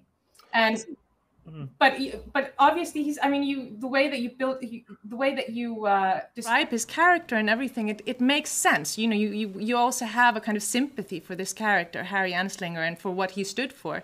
But at the same time, I wanted to kind of ask you, obviously he was using this state of fear. There was a lot of fear at this time, and he made use of this to put out a lot of just propaganda and lies about drugs and about drug users. And it worked to the effect that the entire world went along with it for a really long time, and we're still doing it. And my question is to you, how do we prevent this? I mean, is our society any better today? Are we still vulnerable to these strong types who come out and have this huge effect on this policy for the entire world. Like, what is the lesson to be learned from this? How do we prevent this from happening with other subjects? Yeah, so for people who don't know, Harry Anslinger is probably the most influential person who no one's ever heard of. He was a government bureaucrat who took over the Department of Prohibition in the United States just when alcohol prohibition was ending. So he's got this big government department with really nothing, this is soon going to have nothing to do. And he invented the modern war on drugs. He, in fact, is the first person to ever use the phrase war on drugs, way ahead of Richard Nixon or anyone else.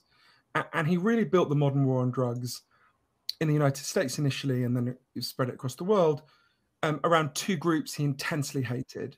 The first group was black people. He was extraordinarily racist, even by the standards of the time. And the second group was people with addiction problems. I tell the story, I open the book with the story of how he stalked and killed Billie Holiday, and which was made into a recent film called The United States versus Billie Holiday, which I checked you can watch in Iceland. But and it's really interesting, I think relevant to Iceland in all sorts of ways. So Harry Anslinger builds this war, exactly as you say, by creating all sorts of myths and lies that still persist, and spreading all sorts of myths and lies about drugs, about drug users, about people with addiction problems. But also, he then imposes this policy on the rest of the world. So most countries did not adopt the global war on drugs until the Second World War was over. They resisted it. The US, Anslinger tried to make them do it before then, and they just said no. And then when the war was over, the world was in ruins. The United States was by far the most powerful country in the world. Much of the world was in ruins. And he used American diplomatic and basically aid and access to their trade routes to force everywhere to do it. There's an incredible quote, which I think could be the motto for the entire war on drugs at the new United Nations after the war. The representative for Thailand said, well, we don't want to have a war on drugs. It doesn't work in your country. We don't want to do it. And Anslinger was forcing them. And Harry Anslinger said, I've made up my mind. Don't try to confuse me with the facts. And I feel like that's the perfect logo for the global drug war.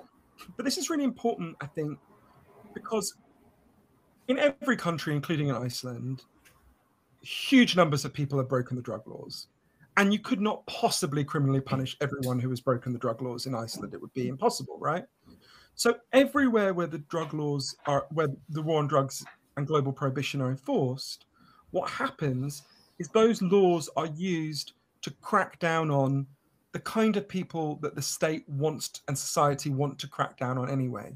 So in the United States, that was obviously black people, Latinos, Chinese Americans, but countries where, in different countries, in Brazil, I saw it being used against blacker citizens. In Switzerland, it's used against poor people. I mean, it ranged prior to the change of policy in Switzerland. So you see that in Iceland. I remember going out with your harm reduction teams. And of course, the people who are being penalized and punished are the people the society wants to wash its hands of anyway, right? So these are always laws that will be enforced against despised and repressed groups, right? They're an additional tool that is given to repress minorities that the state wants to repress anyway. And it will always be that way because just the law breaking is so widespread that how could it be any other way? Thank you, Johan. Another question would be this story that you always tell, which I found also about Rat Park, which is, I find to be like one of the key points because it comes into this idea of what is addiction and the definition of addiction and how we've been thinking about it all wrong. And my question is maybe, how do we build our societies more like Rat Park? Like how do we make lives meaningful? Because this has to be, at the end of the day, in my mind, this has to be the key to really to really making sure that less people become addicts, is to make people's lives more meaningful and better meet people's needs. Do you have any ideas on that, how we could do that? You're so right, because I think you've gone to the absolute heart of it, which is to see that addiction is a symptom right, of something going wrong in the wider cultures. There's really interesting people called Professor Anne Case and Professor Angus Dayton who've done really important work on this. So they looked at in the United States, at the moment, the US is having a horrific addiction crisis. If you look just at opioids alone, since the year 2000, the equivalent of the entire population of Miami has died of overdoses. I mean, it's just a staggering rate of death. And obviously, I've spent a lot of time in the places where this is happening. And if you look at it, so they use the phrase deaths of despair. Mm-hmm. Those addiction overdose deaths are happening in exactly the same places where suicide deaths that are not using drugs are happening, where depression is highest, you know. So all those things match on graphs, right? Depression, suicide, addiction, they're all in the same places. Interestingly, also support for Trump, which I think is worth thinking about. These are all indicators of despair. Mm-hmm. I mean, you know, I'd rather you became addicted to heroin than voted for Trump, but you get my point, right? Sorry, the slightly glib point, but you know what I mean. But so wherever addiction, and you see this historically, right?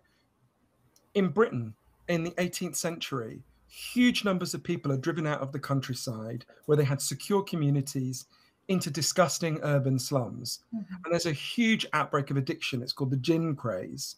And at the time, what people said is, look at this evil drug gin, look at how it destroys people. Well, we know that's not the case. I've got gin in my kitchen behind me. I'm not drinking it all day, right? There's, you know, why was there an explosion in addiction then? Because there was an explosion in social despair. Mm-hmm. And whenever a factory closes in the United States, in a town, the rate of opioid addiction doubles over the next 5 years.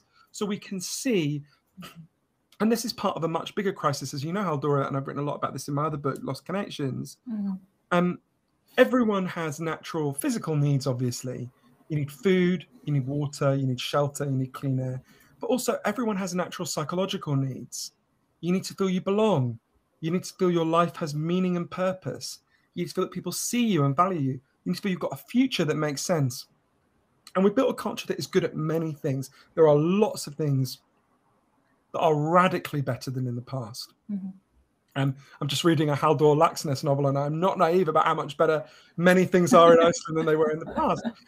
But when it comes to some of these core psychological needs, we have been becoming less and less good at meeting them. We're creating a culture that creates profound alienation and atomization.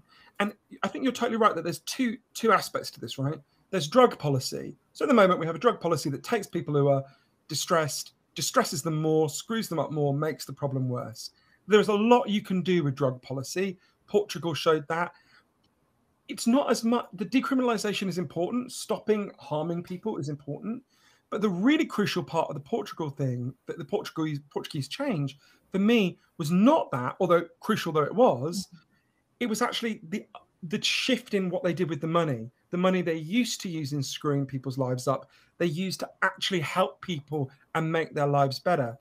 But you're right, this goes way beyond drug policy, right? This is why it's so important to me that you know, a party with an agenda like yours is articulating this. Because look, there are plenty of decent right-wing people in the world who wouldn't agree with us on changing the society, but nonetheless want to decriminalize drugs. And credit to them, they're helping, you know, But I think to really deal with the problem, you have to marry the change in drug policy with a much more extensive, I would argue, social and spiritual transformation of the society, where we're much more connected to each other. We have much more meaningful values. Mm-hmm. We have more meaningful purpose. I mean, you know, another thing I know you care deeply about as a party and you personally, you know, we are engaged in the destruction of the biosphere, right? We should be anxious. We should feel down. We're destroying we should then use that anxiety and the feelings of concern we have to fuel social change. So we should, instead of stigmatizing the signal of distress, mm-hmm. we should be listening to the signals of distress and using that distress as a fuel for actual programs of hope and change. Mm-hmm. Those are actually amazing last words. But I am going to ask a question. And that was, It's a simple one, although I don't like to confuse these two issues, but I think it's part of the larger picture. And that is, you know, in your work and your books that you've written and all of your research that you've done, in your opinion, should we be legalizing all drugs? Yes, but it's very important to understand what that does and doesn't mean. So I don't know the rules in Iceland, but in Britain, I legally could own a dog, a monkey, and a lion, but the rules are completely different. So for a dog, I can just go into a shop and buy one. For a monkey, I need a license. And for a lion, they come and inspect my house and would say no in my house because I have a small flat in London, right? So they're all legal, but they're legal in different ways. So I would argue we do need to move towards a model of legalization. First, it's important to say decriminalization on its own is a huge advance and absolutely worth fighting for. And it gets us a long way there. But I would argue we need to move towards legalization for a few reasons. For me, you can tell addiction is very close to my heart. But actually, the biggest moral issue around drug policy is not addiction. The biggest moral issue is the violence caused by prohibition. So when you ban drugs, they don't cease to exist. You will have all noticed. They're transferred from legal businesses to armed criminal gangs. And that causes a huge amount of violence. If you want to understand why, you can do a little experiment. Go into your nearest shop that sells alcohol and try to steal a bottle of vodka. If the shop catches you, they'll call the police will come and arrest you. So that shop doesn't need to be violent. They don't need to be intimidating. They've got the power of the law to uphold their property rights. Okay, now go and try to steal a bag of cannabis or a bag of cocaine. I'm sure there's someone who sells it near you. If that guy catches you, or woman, obviously he can't call the police. The police would come and arrest him. He has to fight you. Now, he doesn't want to be having a fight every day, so he has to establish a reputation for being a badass who no one would be so stupid as to try to steal his drugs from, right? Or her drugs from. So the war on drugs creates a war for drugs, right? When you have no recourse to the law to protect your property, your drugs, you have to establish your right to that property through violence. Now, that's bad enough on the streets of Reykjavik where you have, violence sometimes. Places I went to like northern Mexico, Colombia, and parts of Vietnam, you're talking about staggering amounts of death. I mean, it's hard to get exact figures, but if you added up all the deaths in Latin America from this war for drugs, it's more than the number of people who've died in the war in Syria, right? And I don't know what we can do about the war in Syria, apart from obviously give refuge to the people fleeing. But the war for drugs, we can end it, right? And if you want to know how quickly we can end it, ask yourself, where are the violent alcohol dealers? Does the head of Heineken go and shoot the head of Smirnoff in the face? No, exactly that happened under alcohol prohibition. Rival drug alcohol gangs killing each other. And it ended literally the day that alcohol was legalized again in the United States. We all know who Al Capone was. None of you know the name of the head of Heineken, right? Unless you're related to him. So to me, the most important thing is, and it's important to explain the difference between decriminalization and legalization. So decriminalization is where you stop punishing users and people with addiction problems for having and using their drugs. But they still have to go to armed criminal gangs to get their drug, right? So what you do and legalization is where you open up some legal route for them to get their drug. Important to stress again, that means different things for different drugs. So cannabis, I would legalize like alcohol. You have to go to a licensed store. You have to be over 21. You can only buy up to a certain potency, all of those things. Heroin, I do not believe you should legalize like that. I don't think you should be able to buy heroin in a store. In Switzerland, under Ruth Dreifuss, they legalized heroin in a very different way. If you have an addiction problem, you're referred to a heroin clinic. I went to the one in Geneva. You go and use your drug there. They monitor you to make sure you don't overdose. And then you leave to go to your job because they give you loads of help to get work and support. And if you want to know, anyone want to guess, this is 17 years since they legalized heroin in Switzerland. Anyone want to guess watching? Just say it out loud in front of your screen. How many people have died of heroin overdoses on legal heroin in Switzerland in all those years? The answer is 0. None. And in the illegal market, it's fallen and fallen every year because who wants to buy shitty street heroin when you can get it from much better stuff from the government, where you also give you help. So often people hear go, oh, I think we should legalize heroin. They think we're saying, oh my God, you think there should be an aisle in my local pharmacy selling heroin? No, that's not what I mean. So I think we need to move to we need to experiment with moving towards legal regulated routes, which will mean different things for different drugs. And there are some where we just don't know what the legal route would be yet. Maybe at music festivals, there should be legal bars where you could buy ecstasy. We can try all sorts of different options. What we've had is 100 years of trying only one option. And it's been a disaster by every possible metric. And the one thing we really know about the war on drugs, the thing you can say in defense of the American war on drugs is they have really tried. They've done it for 100 years. They've imprisoned millions of their own citizens. They've killed hundreds of thousands of their own citizens. They've destroyed entire countries like Colombia and El Salvador. And at the end of all that, they've spent, by the way, they spent $1 trillion. And at the end of all that, they can't even keep drugs out of their prisons where they pay people to walk around the perimeter the whole time, right? That will never work. By every standard, it has, everywhere that's ever tried it, it has failed.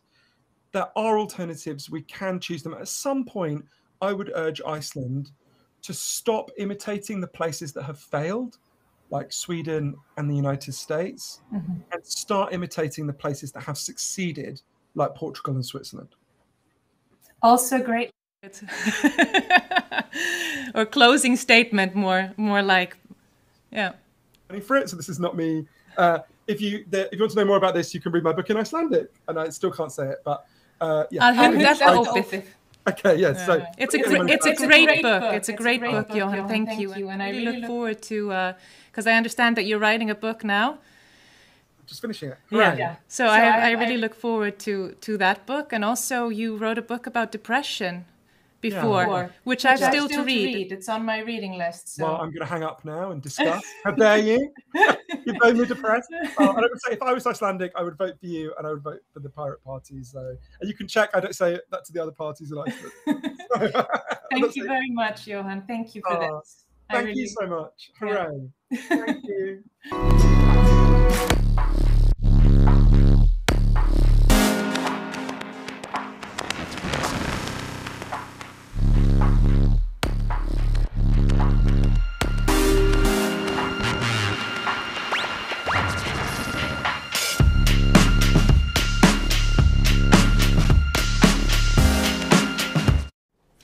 Við þökkum Jóhann Harry kærlega fyrir skemmtilegt og fróðlegt erindi. Nú næst á dagskrá að fjalla stjórnarmyndunarviðræður og þann umboðsmann sem við Píratar höfum valið okkur í lýðræðislegu ferli. En eins og kunnugt að þá var Halldóra Mogensen valin til þess að leiða stjórnarmyndunarviðræður, komið til þeirra, eins og við höfum vonir til.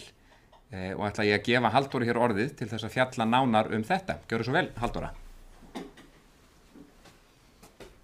Takk Magnús, mér langaði bara til þess að þakka ykkur kæru Píratar, kærlega fyrir að velja mig sem umboðsmann fyrir mögulega stjórnarmyndun í haust. En Píratar eru ólíkir öðrum flokkum að því leyti að við höfum ekki formann til þess að semja ríkisstjórnarmyndun og því umboð sem þetta bara mjög nauðsynlegt en líka gríðarlega mikilvægt fyrir lýðræðishreyfingu eins og okkar til þess að geta samið við forsvarsmenn annarra flokka myndun ríkisstjórnar. Undanfarin 2 ár hef ég starfað sem þingflokksformaður Pírata en vegna formannsleysis fylgir því hlutverk einnig að sinna formannafundum og samningum á þeim vettvangi. Ég hef því góð tengsl við forystufólk hinna flokkana og töluverða reynslu af samningaviðræðum í farteskinu. Mér finnst líka bara ofboðslega gaman að semja og kemur svo í ljós að ég ekkert svo galin samningakona. En mér til halds og traust verði Þórhildur Sunna sem minn varamaður en lög Pírata gera ráð fyrir því að umboðsmaður velji sér sinn varamann sjálfur. Sunna sinnti þessu hlutverki síðast og var þingflokksformaður á undan mér og við vinnum ofboðslega vel saman þannig að það liggur beinast við að velja hana sem minn varamann. En ég hef alltaf lagt mikla áherslu á ríkt samráð og virka við samvinnu með þingflokknum í starfi mínum. Mér finnst það bara gera okkur sterkari og allt starfi mun betra og ég mun að sjálfsögðu gera það líka í þessu nýja hlutverki. En kæru Píratar, nú þegar að kosningar nálgast óðfluga mikilvægt að við séum samstillt einbeitt og sammála hvert skuli stefna. Við vitum að til þess að skipta kúrs í efnahagsmálum, til þess að taka á loftslagsvandanum með krafti og til þess að lögfesta nýja stjórnarskrá, þarf ríkisstjórn með Pírata innanborðs. Ef við viljum afglæpavæða vörslu á neysluskammtum vímuefna, ef við viljum innleiða alvöru skaðaminnkunarstefnu á Íslandi, til þess að afnema megi þvinganir úr geðheilbrigðiskerfinu þurfum við ríkisstjórn með Pírötum. Til þess að uppræta spillingu og innleiða gagnsæi þurfa Píratar að fá sterkt umboð frá kjósendum til þess að komast í ríkisstjórn. Og til þess að byggja hér upp sjálfbært velsældarsamfélag sem getur tekist á við framtíðina, loftslagsbreytingar, sjálfvirknivæðingu og fjórðu innbyltinguna, þá þurfa Píratar að fá sterkt umboð frá kjósendum. Og til þess að svo megi, þá þurfum við að taka höndum saman og stunda öfluga og snarpa kosningabaráttu. Og þar leikið þið, kæru Píratar, lykil hlutverk. Grasrót Pírata undirstaða flokksins, drifkraftur hreyfingarinnar og forsendan fyrir velgengni okkar. Þannig að kæru Píratar, á tímum heimsfaraldurs ekki sjálfgefið né auðvelt að koma upp stemningu fyrir því hópefli sem góð kosningabarátta sannarlega er. En ég hef trú á Píratum og ég hef trú á okkur sem hópi sem veit hversu mikilvægar þessar kosningar eru fyrir framtíð samfélagsins okkar. Ég hef trú á því að við yfirstígum þessa erfiðleika rétt eins og alla erfiðleika sem við höfum komist í gegnum saman fram að þessu. Þannig að bara takk kæru vinir fyrir að hafa trú á mér og ég hlakka til að sinna þessu hlutverki. En mér langar til þess að kynna hann Andrés Inga til leiks og hann ætlar aðeins að fara yfir svona þessa sögu, þetta narratíf, þessa framtíðarsýn sem að frambjóðendur sjá fyrir sér út frá þessari stefnu sem við höfum unnið öll saman, grasrótin og Píratar, þessar kosningastefnu sem við höfum lagt gríðarlega mikla vinnu í, að þá ætlar Andrés Ingi aðeins að kynna fyrir okkur svona okkar hugsanir framtíðarsýn Pírata.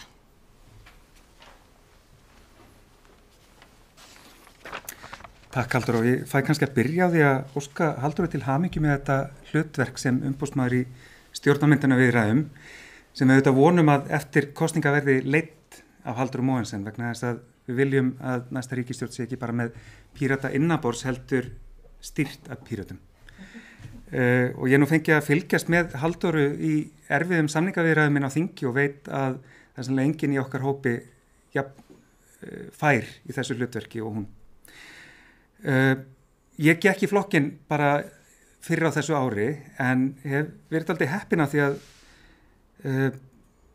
það hefur verið mikið að gerast. Við höfum verið að setja stefnu fyrir þessa kosningabaráttu, búin að vera ofboðsleg vinna með grasrótinni, ofsalega gefandi og góðu tími til að koma inn í flokkinn og Halldór að fá nú yfir það í setningarávarpinu í gær að þetta hlipi á 100 blaðstíðna og veri á annað 100 funda sem hefur verið haldnir í vor og núna værum við með kosningastefnu í 24 köflum.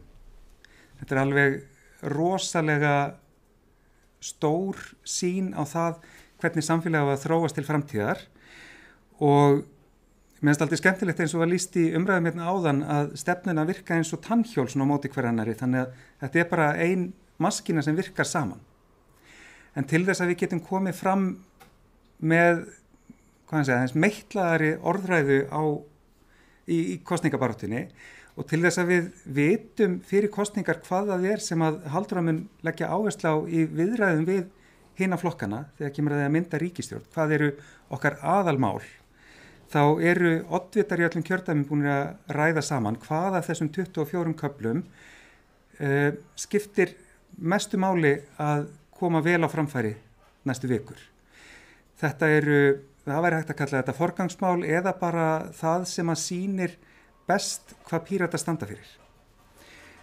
Þetta verður birt á vefnum væntanlega bara eftir helgina en mér langar að fara hérna hratt yfir í grófum dráttum bara hvað þetta er. Við erum að tala 6 málaflokka og svo fyrsti er efnahagskerfi 21. aldarinnar.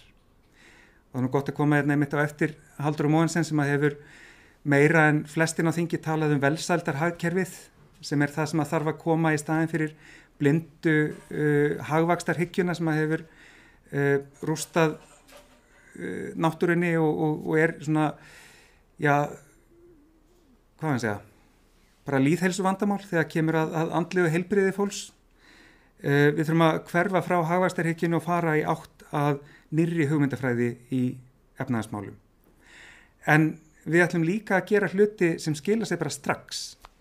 Við viljum hækka persónuafslátt til dæmis, þannig að það fólk sem lægstar hefur tekjurnar finni strax fyrir því í veskinu og við viljum ráðast til atlögu við skerðingar í stuðningskerfinum hjá hinu opinbera, þannig að öryrkjar eða aldraðir eða námsmenn þurfi ekki alltaf að vera í einhverju glímu þessa grunnframfærslu sem að fólk fær frá ríkinu. Í öðru lagi þá ætlum við að leggja áherslu á umhverfis- og loftslagshugsun. Við ætlum að vera með róttækustu stefnuna í loftslagsmálum fyrir þessar kosningar. Og ég er sannfærður að við munum þegar kjósendur leggjast yfir hana vera með þá bestu. En við ætlum ekki bara að setja róttæk töluleg markmið fyrir stjórnvöld, heldur ætlum við að tryggja það að atvinnulífið sé með okkur í þessu vegna þess að ábyrgðin er stjórnvalda og fyrirtækjana að takast á við hana vanda. Og við ætlum að útbúa almenning með verkfærinum sem þarf til að vera gerendur í grænu umbyltingunni, bæði sem neytendur, þannig að gagnsæi við búðakassan til dæmis sé stóraukið, en líka sem aðhald gagnvart stjórnvöldum. Það vantar afruglara á umræðina loftslagsmál. Við viljum, þegar við komumst í ríkisstjórn, þurfa að standa fyrir máli okkar, þannig að við getum ekki verið að bulla að fólki. Við viljum vera með góða stefnu og viljum geta staðið við hana. Og hér er allt að vinna vegna þess að öll verðmætasköpun framtíðarinnar, hún verður græn. Og þetta er bara spurning það hvort íslenskt samfélag ætlar að vera með í því eða ekki.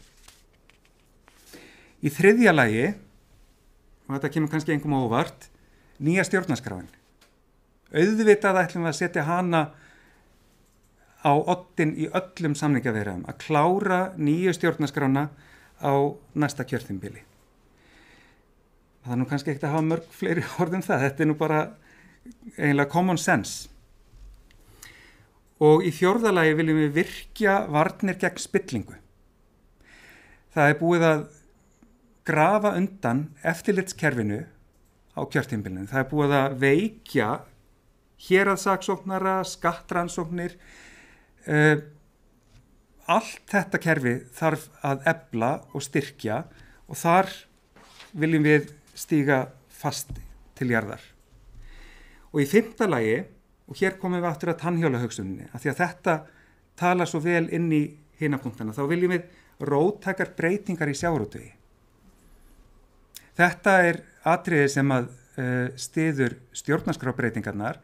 Þetta er líka eitthvað sem tengist spillingavörnunum, en þetta tengist líka bara þeirri sanngjarnu kröfu að þjóðin njóti arðs af sameiginlegri auðlind.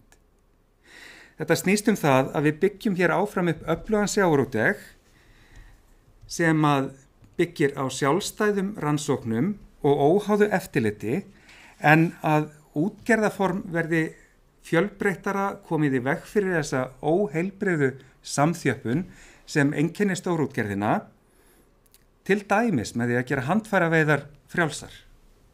Og það er nú gott að minnast á það einmitt núna þegar er búið að sigla smábátaflotanum í land vegna þess að fráfarandi ríkisstjórn hugsar ekki þennan geira sjávarútvegsins eins og ætti að gera. Og svo er í sjötta lagi allt hitt. Það er liður sem við köllum velsældarsamfélagið sem snýst svona stóru myndina, hvernig markmið Pírata er að byggja betra samfélag fyrir öll. Sjálfbært velsældarsamfélag þar sem grunnþörfum allra er mætt. Og þar tínum við til á þennan lista nokkur atriði bara sem dæmi það hvernig þessi mynd lítur út. Það er nýsköpunarlandið Ísland. Það sem að við tökumst á við sjálfvirknivæðingu og fjórðu iðnbyltinguna með því að gera eitthvað nýtt og betra. Það er að tryggja að menntun sé fjölbreytt og sveigjanleg, að menntakerfið geti tekist á við áskoranirnar sem eru framundan. Það öruggt húsnæði fyrir öll, af því að velsæld fólks byggir á því að hafa þak yfir höfuðið. Það að standa með nýjum íbúum, að taka á mismunum gagnvart innflytjendum á vinnumarkaði og taka á hörku af atvinnurekendum sem brjóta á þeim. Og það að afnema ómanneskulega skerðingar, þannig að velferðarkerfið valdefli einstaklinga til að athafna sig á eigin forsendum. Það að leggja niður útlendingastofnun, en það bara einn hluti af því sem þarf að gera til þess að mannúðin ráði loksins í þessu kerfi þar sem að útlendingastofnun framvörður þess að koma illa fram við hælisleitendur og fólk á flótta. Það gjaldfrjáls heilbrigðisþjónusta, að efla opinbera heilbrigðisþjónusta og byggja hana upp eftir fjársvelti síðustu áratuga og tryggja aðgengi allra. Og innan heilbrigðisþjónustuna þarf sérstaklega að huga að valdeflandi geðheilbrigðisþjónustu. Og rúsínan í pylsuendanum, skaðaminnkun og afglæpavæðing. Mál sem að Píratar koma á dagskrá, sem að ríkisstjórnin fráfarandi sagðist ætla að klára og gerði ekki. Nú kominn tími til að standa við loforðin og Píratar munu klára það strax á nýju kjörtímabili. Þannig að svo ég fari aftur yfir þessa punkta.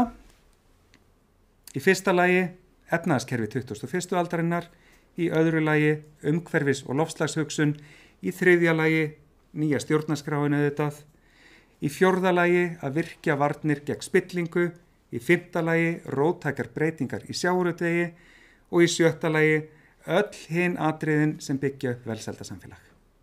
Þetta, kæru félagar, eru áherslurnar sem að oddvitarnir munu tala fyrir í komandi kosningabaráttu, áherslurnar sem Halldóra mun flytja inn í samningaviðræður næstu ríkisstjórn og áherslurnar sem munu valda því að næsta kjörtímabil verður kjörtímabil framfara. En við ætlum að taka spurningar og ég bið þá Halldóru kannski að vera með mér í því. Já, það skemmtilegra.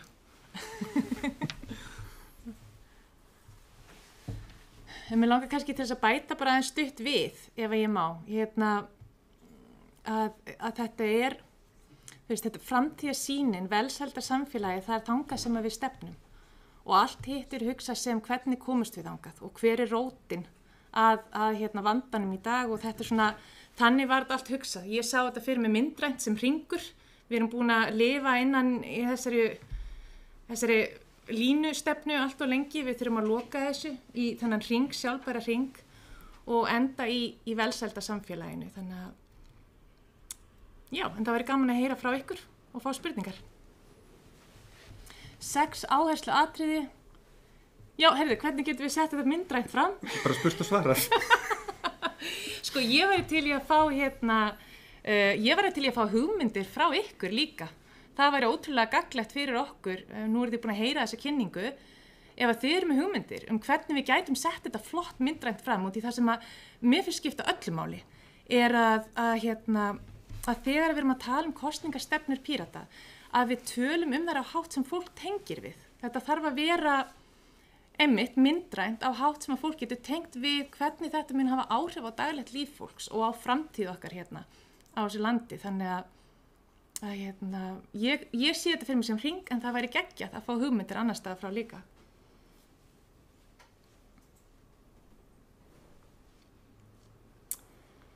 Hvaða flokkum getum við unnið með? Já, hvað finnst þér? Bara flokkum sem geta skrifað upp á þetta. Já. Og það kannski auðveldara að segja hvaða flokkum við getum ekki unnið með. Já. Af því að það miklu augljósara hvaða flokkar styðja þetta ekki. Við vitum til dæmis að Sjálfstæðisflokkur og Miðflokkur eru ekki til í nýja stjórnarskrá eða aukin réttindi innflytjenda. Ég stóri efast að Bjarni Ben sem að talar endalaust kökunablessu sem þarf að stækka út í það endalausa hafi nokkurn áhuga á að fara stefna í efnahagskerfi 21. aldar. En það Sjálfstæðisflokkurinn svo langt einhvern veginn á eftir þegar kemur að umræðum hvernig heimurinn að breytast og hvernig efnahagskerfi heims að breytast og hvernig hvert aðra þjóðir að stefna, að það bara eins og þeir séu 10 árum aftur í tíman og ennþá fastir í nýfrjálshyggjunni sem bara búin. Þetta ætti ekki að vera fréttir, sko. Fullkomlega úrelt stefna í þeim. Já, algjörlega. Þannig að ég sé það ekki fyrir mér, en þetta snýr líka því að við erum búin að gera, og það hluti af stefninu okkar þegar kemur að nýju stjórnarskráni, að við erum búin að skýlausa kröfu það. Við förum ekki í ríkisstjórn nema grundvallist á nýri stjórnarskrá. Það er eitthvað sem við bökkum ekki frá. Við höfum engan áhuga á þannig ríkisstjórn, þannig að þeir flokkar sem að vilja innleiða hér og efna loforðið nýja stjórnarskrá, það eru flokkar sem við getum unnið með.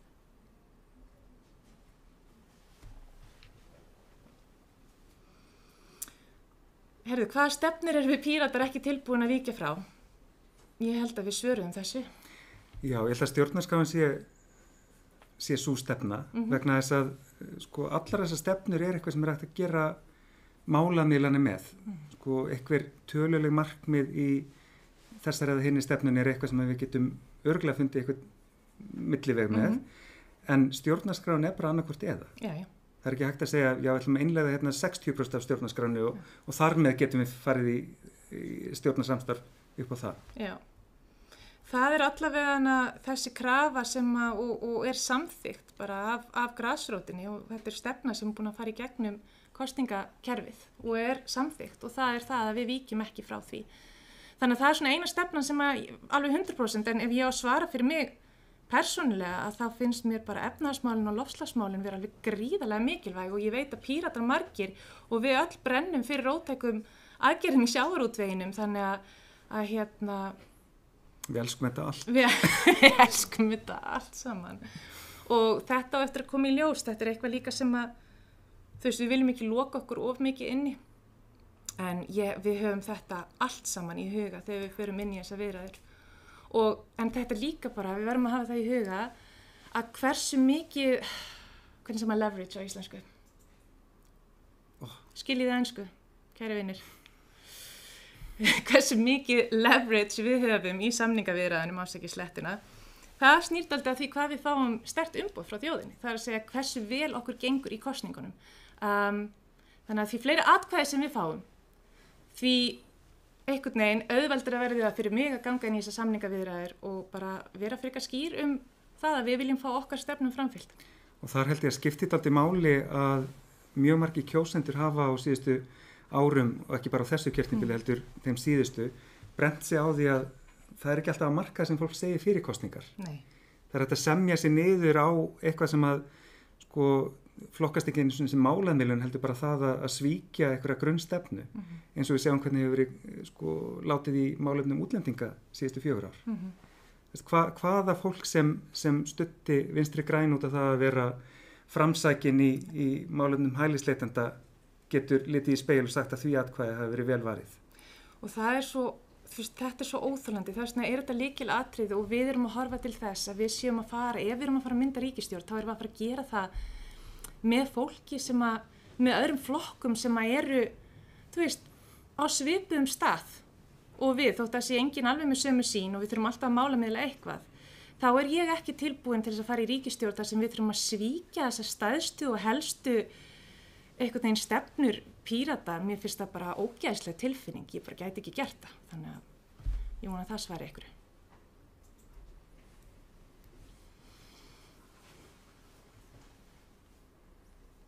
Tæknin að stríða okkur. Tæknin að stríða okkur, og mér svo heitt að ég var að fara úr jakkanum, ég vona þessi ekki of unprofessional.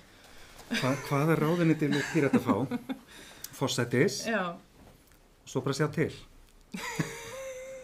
Ég held að það sé erfitt að svara þessari spurningu núna. Við verðum bara líka að sjá þetta alltaf til hvernig okkur gengur í kosningunum. Það voða erfitt að fara að fabulera ráðuneyti og annað á þessu stigi, en auðvitað eru ýmis ráðuneyti sem hafa komið til tals, eins og dómsmála og við höfum einnig að hugsa til þess hvaða ráðuneyti væri best til þess fallið til þess að tryggja það að við náum að fá stjórnarskrána í gegn, og það náttúrulega væntanlega forseti þingsins en ekki ráðuneyti, þannig að það er alls konar vangaveltur og samtali í gangi, en þetta bara ekki tíminn til þess að fara að ákveða það eitthvað. Við þurfum bara að sjá hvernig gengur og sjá þú veist, hvernig samtali við aðra flokka gengur líka.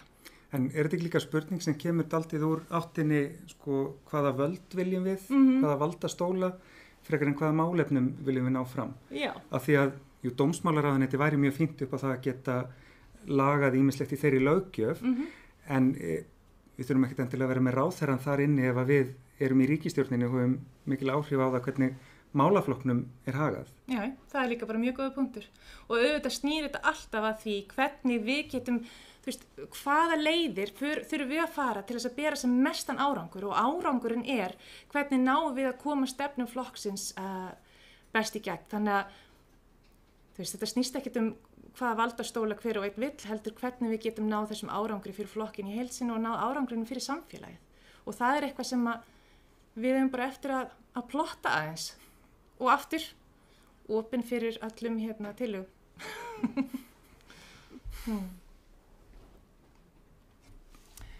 Hvernig ætla Píratar að fjármagna allar þessar aðgerðir? Herðu, ef við ekki bara prenta fullt af peningum? Djók. Mikið af því sem við ætlum að gera snýst einhvern að ná inn fjármagni. Það að taka auðlindarentu af sjávarútveginum, það myndi skila milljörðum í kassan. Já. Það að taka upp þrep á hæstu tekjur eins og er í efnahagsstefnunni. Já. Ég meina, við erum með fullt af fjármögnunaraðgerðum, en síðan er líka mikið af útgjöldum sem að snúast að minnka útgjöld. Jips. Það að setja peningin í heilbrigðiskerfið, það til lengri tíma er að spara pening. Það að setja peningin í menntakerfið, fjárfesta í nýsköpun, þetta er allt saman að fara að auka tekjur ríkissjóðs til langstíma. Það þarf að hætta að líta á þetta sem eitthvað kostnað. Það að hundelta og refsa vímefnanotendum kostar alveg sitt, sko. Og það er eitthvað sem við höfum klárlega að hætta líka. Það er ýmislegt svona bara þegar við lögum til í velferðarkerfinu líka. Þegar við hættum að halda fólki í einhverjum fátæktra fangelsum, skerðinga og skilyrðinga, það skilar sínu til samfélagsins og sparar gríðarlega mikinn pening. Þannig að við þurfum líka að hugsa til þess þegar við erum að stefna í átt að velsældarsamfélaginu að komast á stað þar sem að tækifærin eru jöfn og einstaklingar og fólk í samfélaginu hefur tækifæri til þess að einhvern veginn lifa á sínum eigin forsendum og dafna út frá sinni eigin ástríðu, að þá erum við að skapa samfélag sem er bara mun ódýrara í rekstri á svo mörgum öðrum sviðum. Þannig að þetta er svona dálítið stóra myndin. Fjármögnunin er alls konar, en það er hluti af heildarmynd. Ég vona þetta skýra þetta að einhverju leyti. Hvað náum við mörgum á þing? Já, og hvert er markmiðið? Bara ná sem flestum. Já, það ekki. Mér finnst eins og við sem að jinxa við sem einhverja tölu. Já, ég veit það ekki. Sko við erum 7. Já. Þyrftum að vera fleiri. Já. Það væri náttúrulega geggjað ef við værum farin að fara upp í, þú veist, 15-16%, ég veit það ekki. Það kannski, þurfum við ekki að vera bjartsýn, daldið. Þurfum við ekki daldið bara shoot for the stars. Ég sé þetta þannig. Ég hef það bara leiðarstef í mínu lífi að ég er alltaf alveg ofboðslega bjartsýn á framhaldið og tilfinningi mín er svo, mér finnst eins og við séum tilbúin í einhverja breytingar, í einhverja róttækar breytingar og ég held að við þurfum bara að vera bjartsýn og horfa til þess að við getum þetta, við getum sigrað þessar kosningar. Hvert er markmið? Markmið er að búa til betra samfélag. Er að byggja hér upp velsældarsamfélag og færa okkur frá þessari úreltu hugmyndafræði sem er búin að vera í keyrslu hérna í allt og langan tíma.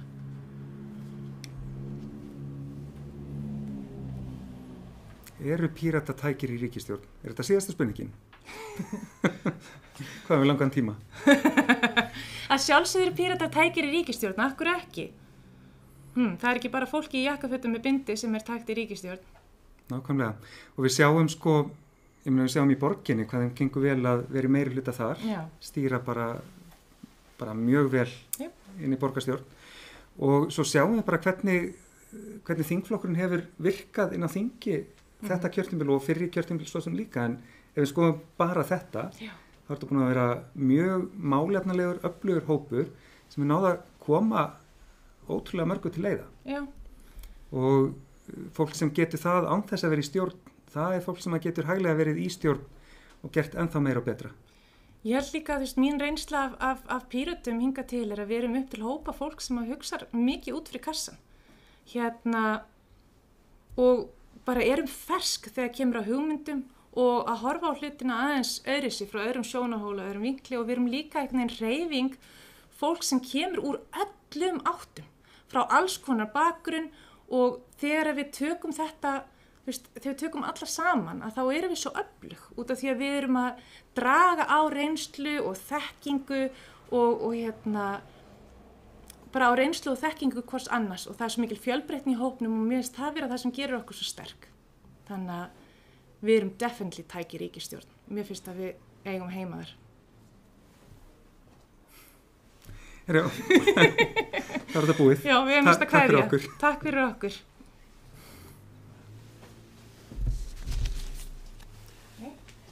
Við þökkum Andrési og Halldóru kærlega fyrir. Þessi kosningastefna er svo sannarlega gott veganesti inn í komandi kosningabaráttu. Það er engin vafi á því. Nú förum við í stutt hlé, en að því loknum mun Einar Brynjólfsson, oddviti okkar í Norðausturkjördæmi, flytja okkur kveðju rafrænt. Sjáumst eftir smástund. Stundum virðist manni raunar eins og það búi tvær þjóðir á Íslandi. Ágæta lýsingu á þessari misskiptingu má finna í hinum fertuga ísbjarnablús Bubba Mortens. Annars vegar situr þar arðræningin á skrifstofunni og hlær því að línuriti sýnir að afkostin eru meiri í dag en í gær.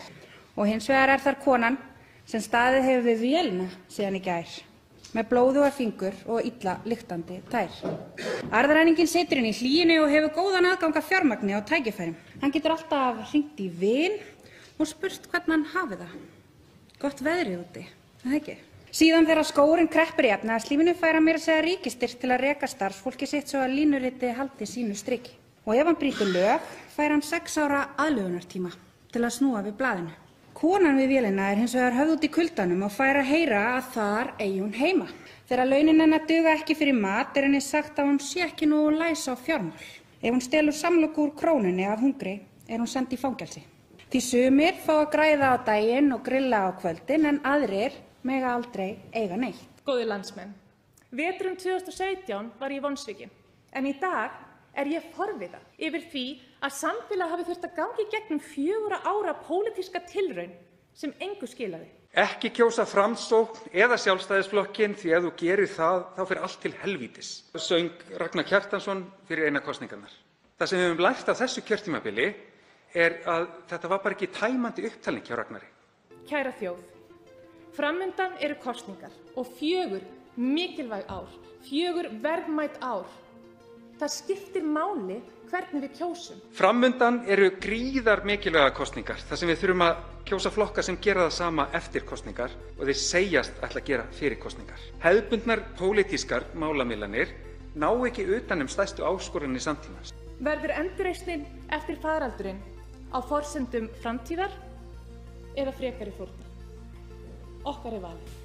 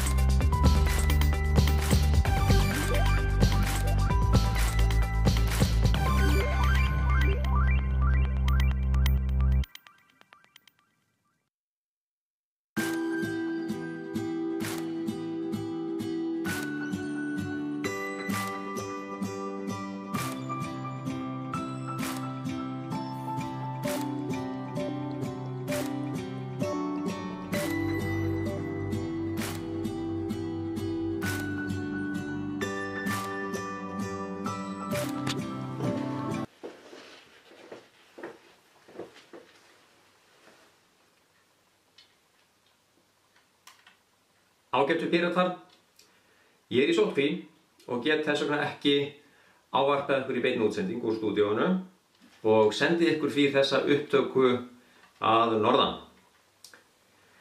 Nú eru 34 dagar þangað til stóra stundin rennur upp, 34 dagar til kosninga.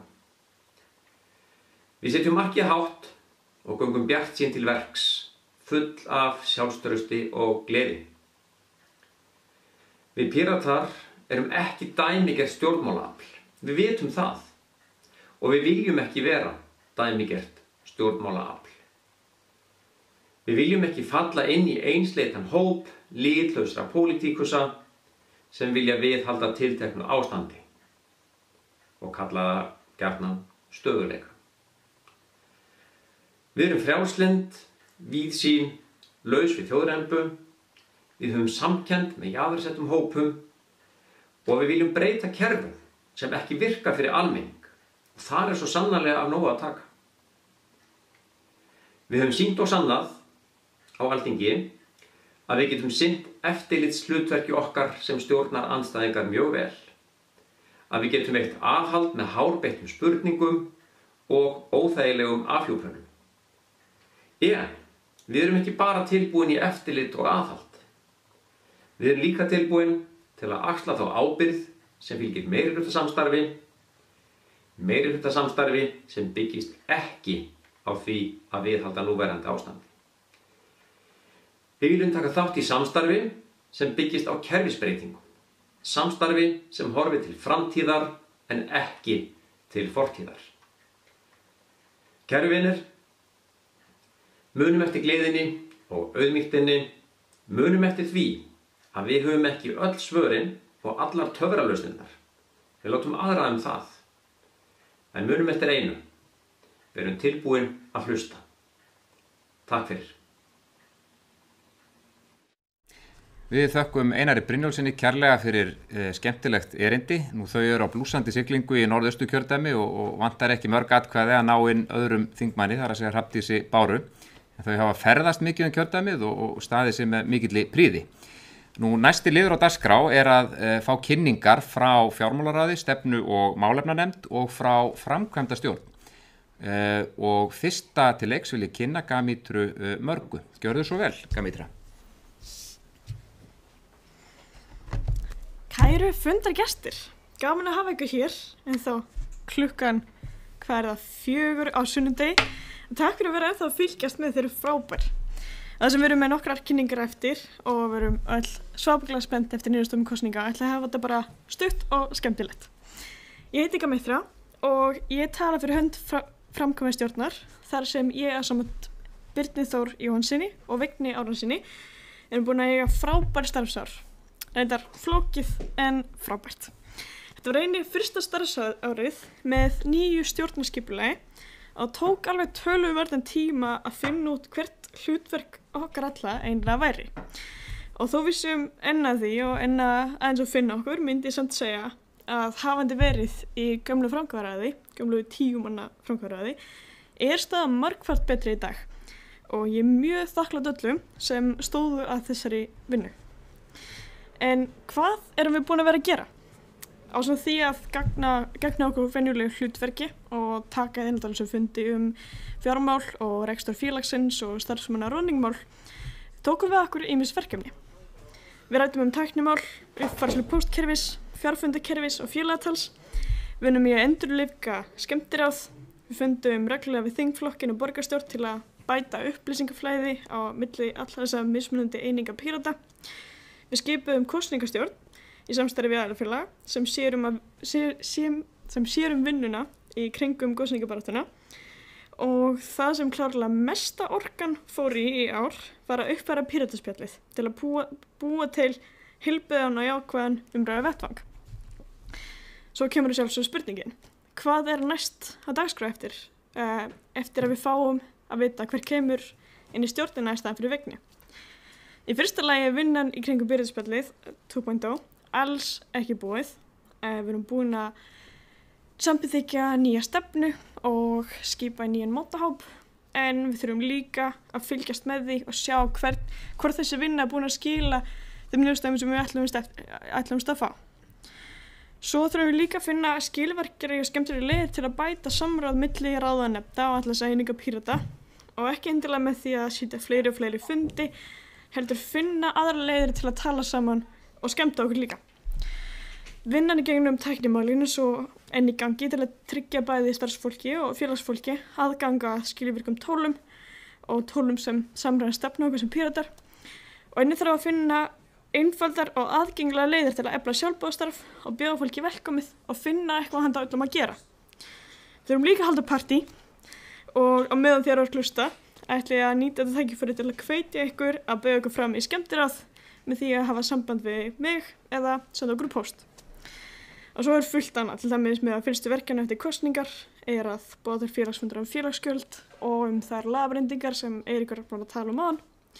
Og svo ef þið langar að lesa meira, þá hægt að nálgast ársskýrslu yfirstjórnar sem samanstendur á skýrslu framkvæmdastjórnar, stefnu- og málanefndar og fjármálaráðs á heimasíðu Pírata. Ég þakka fyrir mig og eigi frábæran dag. Svo kemur næst Björn Þór sem gjaldkerinn okkar sem ætlar að kynna ársreikninginn félagsins. Takk.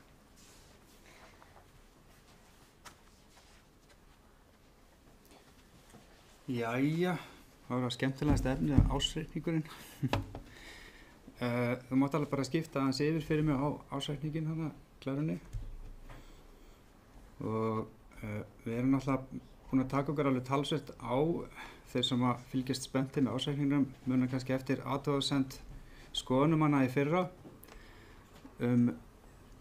Það hafi kannski verið aðeins svo mikið svona reikningum sem hafa verið óbókaðar og týndum nótum og svona. En núna erum við komin með það fyrirkomulag að við erum farin að bóka mánaðarlega, taka okkur talsvert á í þessu. Það er nú líka svona frumskilið fyrir svona þá vinnu sem við þurfum upp á að geta skila þessu opnu bókhaldi sem allir er búin að vera að bíða spenntir eftir og Valborg ætlar að kynna þennan fyrir okkur á eftir. Ég hitti skoðunarmenn reikninga og þeir voru bara mjög ánægðir með svona vinnuna okkar starfsfólks og ég með held ég þeirra athugasemd upp á skjánum núna og já, ég ætla líka að segja að ársreikningurinn með fundagögnunum þannig að ef þið voru ekki búin að sjá hlekkinn þá hann bara þannig á pirata.is aðalfundur 2021 þar sem þið getið sótt hann. Nú þá leitt að við þurftum að hafa kastað í netfund einaferðina enn út af COVID. Það hefur verið gaman að hitta ykkur öll saman og þetta kannski svona eitt formið þar sem að fundurinn samþykkir ársreikningin og hvernig við gerum þetta svona á netinu. Ég ætla nú bara að hafa svona svipað fyrirkomulag og við gerðum í fyrra að bara bjóða fólki að kynna sér ársreikningin og ef það kom engar alvarlegar athugasemdir sem að við getum ekki bara svarað þá þurfum við kannski að kasta í aukafund en annars telst hann bara samþykktur. Þannig að endilega bara sækja hann á vefsíðunni hjá okkur og sendi svo bara tölvupóst á gjaldkeri@pirata.is ef þið hafið spurningar. Ég mun svara bara beint og þess vegna bjóða fólki á fund ef það hefur ykkur alvarlegar áhyggjur. Nú eins og við sjáum í athugasemdin hann að það var aðeins talað þetta svona smá stapp sem átti ríkisendurskoðun. Við erum þeir einu sem að við teljum sem erum að bóka tekjurnar okkar rétt, það er að segja að við bókfærum tekjurnar á tímabilið sem tekjurnar eru til. Þess að við lítum á sem svo að við fáum borgað fyrir vinnu þingmann okkar þegar þið setjast á þing og við skiptum þessu upp í mánuðina og bókum sem þess að tekjurnar á þann mánuð sem við erum að fá greitt fyrir okkar fólk. En allir hinir eru með svona tekjuflæði þar sem við bóka bara árið sem peningunni kemur inn bara á það ár. Nú ríkisendurskoðun hefur gert athugasemd við þetta og vilja að við bókum eins og allir hinir en við höfum svona aðeins staðið á þessu en núna var í nýju lögum verið að samþykkja að ef við fáum athugasemd frá ríkisendurskoðun ársreikningin hjá okkur þá fáum við ekki greitt út þannig að það mun vera kannski svolítið stapp núna að fá þetta mun vera svolítið stapp að við þurfum að útkljá þetta mál þannig að já, það gerist svo sem ekkert alvarlegt nema það að ef við þurfum að láta undan með þetta þá kemur kannski næsta ár 2021 út í smá tapi svona bara bókfærslulega séð en já herri, ég held ég að láta þetta bara gott vera í bili, ég ætlaði ekkert að fara ársreikningurinn eins og ég segi á síðunni og ég ætlaði ekkert að fara að skrolla endilega að fara að lesa tölunar ítarlega þannig að ég ætla bara að hleypa inn í Valborg og að Takk fyrir.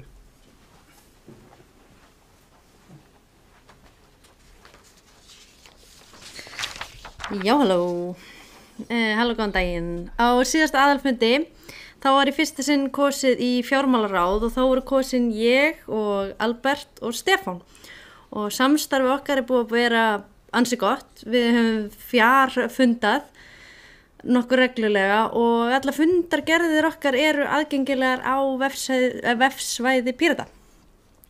Fjármál félagsins voru ágætt og kom félagið út á nulli í lok ársins 2020 og hafði það náð sér eftir skuldir fyrir kosninga og nokkuð dýra starfsmannaveltu fyrir ára. Þannig að við fórum bara í það að einbeita okkur að því að undirbúa kosningaárið og óskuðum eftir fjárhagsáætlunum frá hinum aðildafélagunum og framkvæmdastjórninni og stefnu- og málefnanefnd. Og við fórum einnig að rýna í ársreikninga Pírata og funduðum bókhaldið og hvernig það hefði verið gert til að átta okkur á því hvernig fjármálaáætlun gæti litið út. Og með aðstoð framkvæmdastjóra Pírata, bókaranum og endurskoðandanum þá varð til yfirlit yfir fjármál fyrri ára sem grundvöllur þess að birta opið bókhald eins og lög Pírata gera ráð fyrir og leið varð til góð sýn yfir áætlun fyrir kosningar og opna bókhaldið má sjá á síðu félagsins. Á sama tíma vorum við að vinna í verklagsreglum sem lög kveða á að fjármálaráð eigi að sjá sem við gerðum. Við gerðum verklagsreglur bókhald og fjármál Pírata og kynntum þær fyrir Grassroot og öðrum stjórnum í febrúar 2021. Þar kemur meðal annars fram hvernig framkvæmdastjóri og gjaldkeri framkvæmdastjórnar eiga að vinna saman, hvernig opnu bókhaldi skuli háttað og fjárveitingum til kjördæmisfélaga einnig háttað. Auk þess var bætt við kafla með leiðbeiningu til gjaldkera kjördæmis og aðildafélaga. Fjármálaáætlun var einnig birt í febrúar 2021, byggt á bókhaldsliðum fyrri ára, ásamt áætlun frá kjördæmisfélagunum sem við fengum og báðum og öðrum stjórnum Pírata. Í áætlunni kom fram að miða við áætlaða innkomu félagsins, færu 46 milljónir króna í almennan rekstur. Og við lögðum til að reynt yrði að spara og draga saman seglin í daglegum rekstri til að ná þeim kostnaði nær 42 milljónum. Svo gerðum við ráð fyrir 40 milljónum í kosningastarf. Þar af færu 28 milljónir í miðlægt kosningastarf og 12 milljónir í beint til kjördæmisfélagana. Upphaflega áætluðum við að 15 milljónir gætu farið í þann kostnaðarlið og við þurftum að úthluta eftir reiknireglu sem var sett í verklagsreglunar en við þurftum þess ekki vegna þess að það bárust einungis áætlanir fyrir 12 milljónir. Þannig að við bara úthlutum þeim pening eða settum í áætlun að þeim pening yrði úthlutað. Og ástæðan fyrir því að við höfðum það þannig að finna í lögum 13.1 í lögum Pírata. Þar talað að ábyrgð kosningastarf sé í höndum aðildafélaga. En við ákváðum þó að ábyrgðin sé þarna sé mikilvægt að það sé stór miðlægur kosningasjóður og því stærri upphæð þar. Eftir fyrsta starfsár okkar erum við í fjármálaráði mjög ánægð með árangurinn okkar en okkur þykir þó vanta lagalegt umboð til að geta sinnt raunverulegu eftirlitshlutverki. Þar sem að þau gögn sem við fáum fjármál hafa gengið nokkrar hendur áður en við fáum að sjá þau þannig að það yfirleitt nokkrar tafir á því og við höfum því ekki yfirsýn yfir stöðu fjármála hverju sinni. Og getum því ekki uppfært fjármálaáætlun þegar þörf krefur. En að þessu sögðu þá viljum við í fjármálaráði minna félagsfólk á að nú nýverið var sendur út valkvæmur greiðsluseðill í heimabanka til félagsmanna og við hvetjum ykkur til þess að styrkja félagið í kosningastarfi. Þannig ég ætla að þakka fyrir mig og bjóða inn í pontu hérna hana Evu Pandoru frá stefnu og málefnanefnd.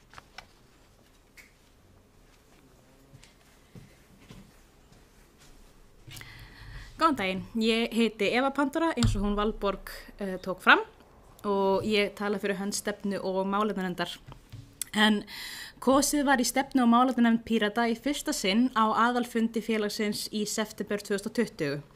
Fulltrúanefndarinnar eru ég, Eva Pandora Baldursdóttir, Arndís Anna K. Gunnarsdóttir, Valgerður Árnadóttir, Pétur Óli Þorvaldsson og Mörður Ástríðarsson. Nefndin hóf strax að funda vikulega og byrjaði á því að skilgreina hlutverk sitt út frá nýsamþykktum lögum Pírata og kom sér saman áherslur og verkefni. Strax frá byrjun var góður andi meðal fulltrúa og samhljómur hvernig við ættum að haga störfum okkar. Nefndin skipti með sér verkum á þann hátt að ég formaður og Arndís Anna ritari. Fyrsta verkefni nefndarinnar var umhverfisþing sem haldið var að ósk og í samráði við þingflokkin og á þingið mættu nokkrir valinkunnir menn og konur og fólk í umhverfismálum og gekk þingið mjög vel. Á þessu þingi þá urðu til margar áherslur og stefnur sem voru notaðar í áframhaldandi vinnu í stefnu umhverfis- og loftslagsmál. Í anda þessa umhverfisþing sem haldið var rafrænt var einnig haldinn pallborðsfundur nýju stjórnarskrána. En þar voru frummælendur Katrín Oddsdóttir og Jón Ólafsson og flutti Helgi Hrafn Gunnarsson lokaræðu. En þessar niðurstöður umhverfisþings voru meðal annars á þann hátt að það var einmitt vilji til þess að uppfæra landbúnaðarstefnuna í grænni átt og aðstoðaði stefnu og málefnanefnd við þá vinnu og var sú vinna mjög viðamikil. En hún gekk vel með mikilli þátttöku grasrótar en þarna kom í ljós að stefnu og málefnanefnd gat ekki verið drifkrafturinn í einstaka stefnumálum því það myndi taka of mikinn tíma nefndarinnar og í raun yfirtaka hlutverk grasrótarinnar.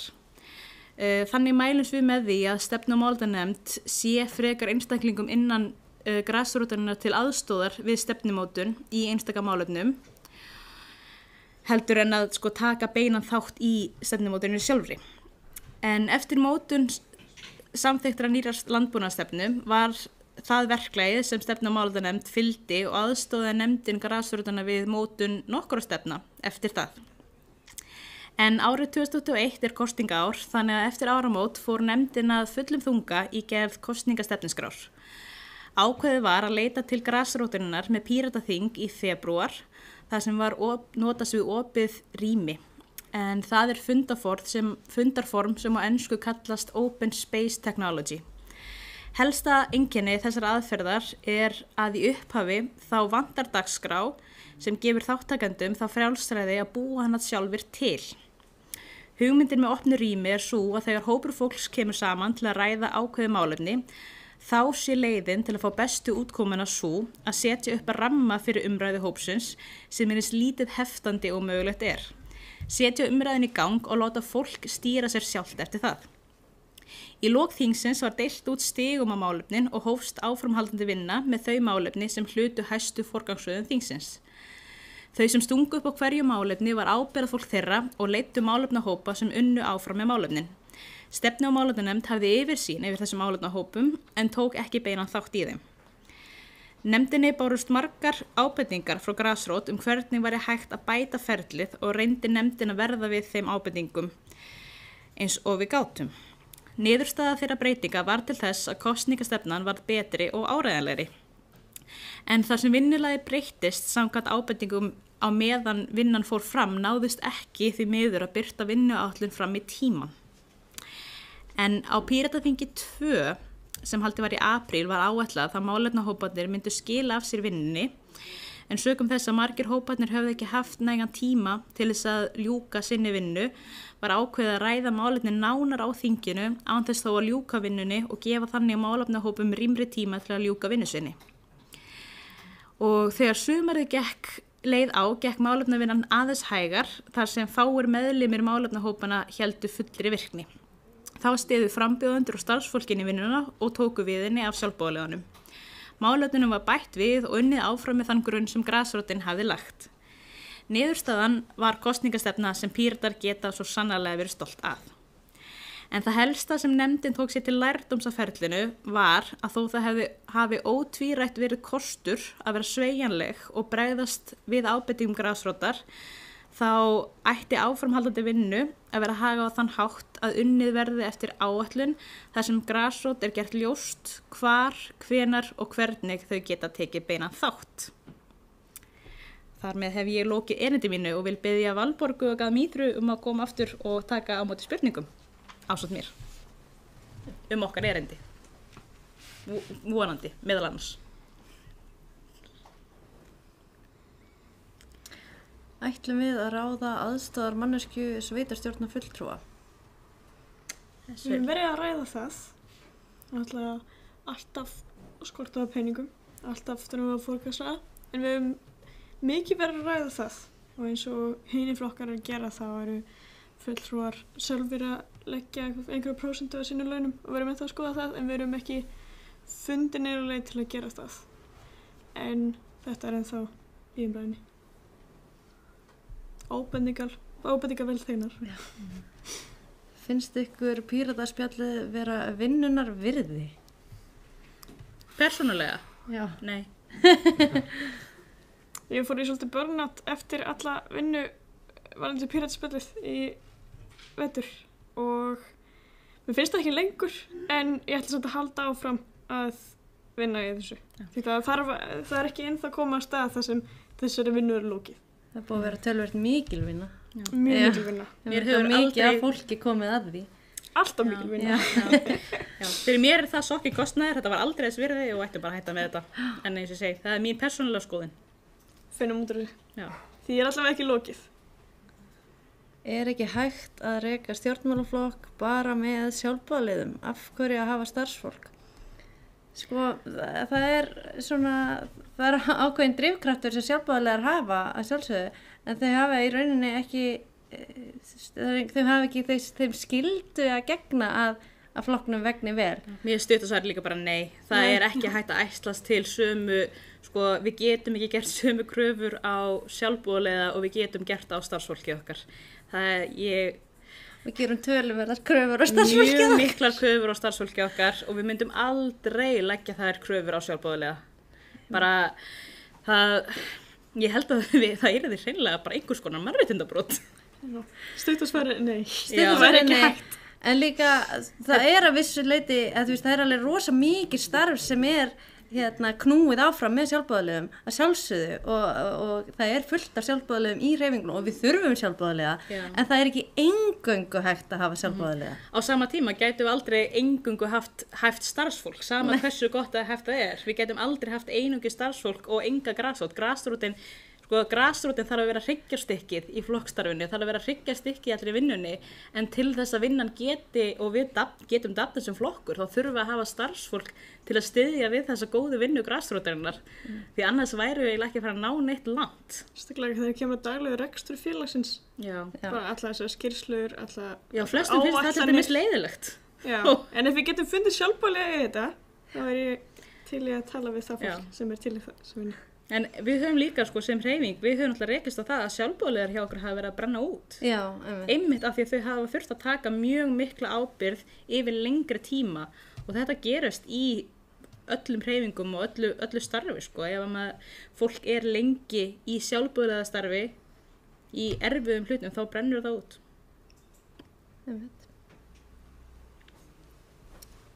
Hvernig hafa samskipti nýrra yfirstjórna gengið eftir skipulagsbreytingar? Sko við höfum verið svolítið einbeitt okkur á okkar hlutum af því að við erum vissilega með svolítið afmarkað svið sem við eigum að vera að sjá en samskiptin okkar á milli hafa verið ágætt allavega sérstaklega hérna á milli af því að við höfum þurft að tala svolítið saman. Ekki líkar ekkert mjög vel við mig. Nei, við höfum ekkert sérstaklega mikið að tala stefnu málefnunefnd en við höfum vissilega fundað með þeim. Ég myndi segja að samskiptin eru mjög jákvæð.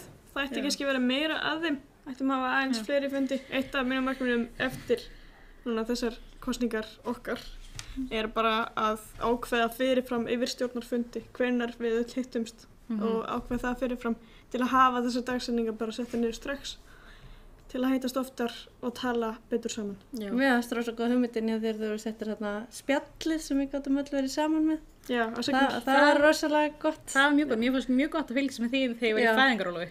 Já. Það var einhver sameiginlegur samskipta vettvangur. Já, þannig að það gekk vel, fannst mér. Já.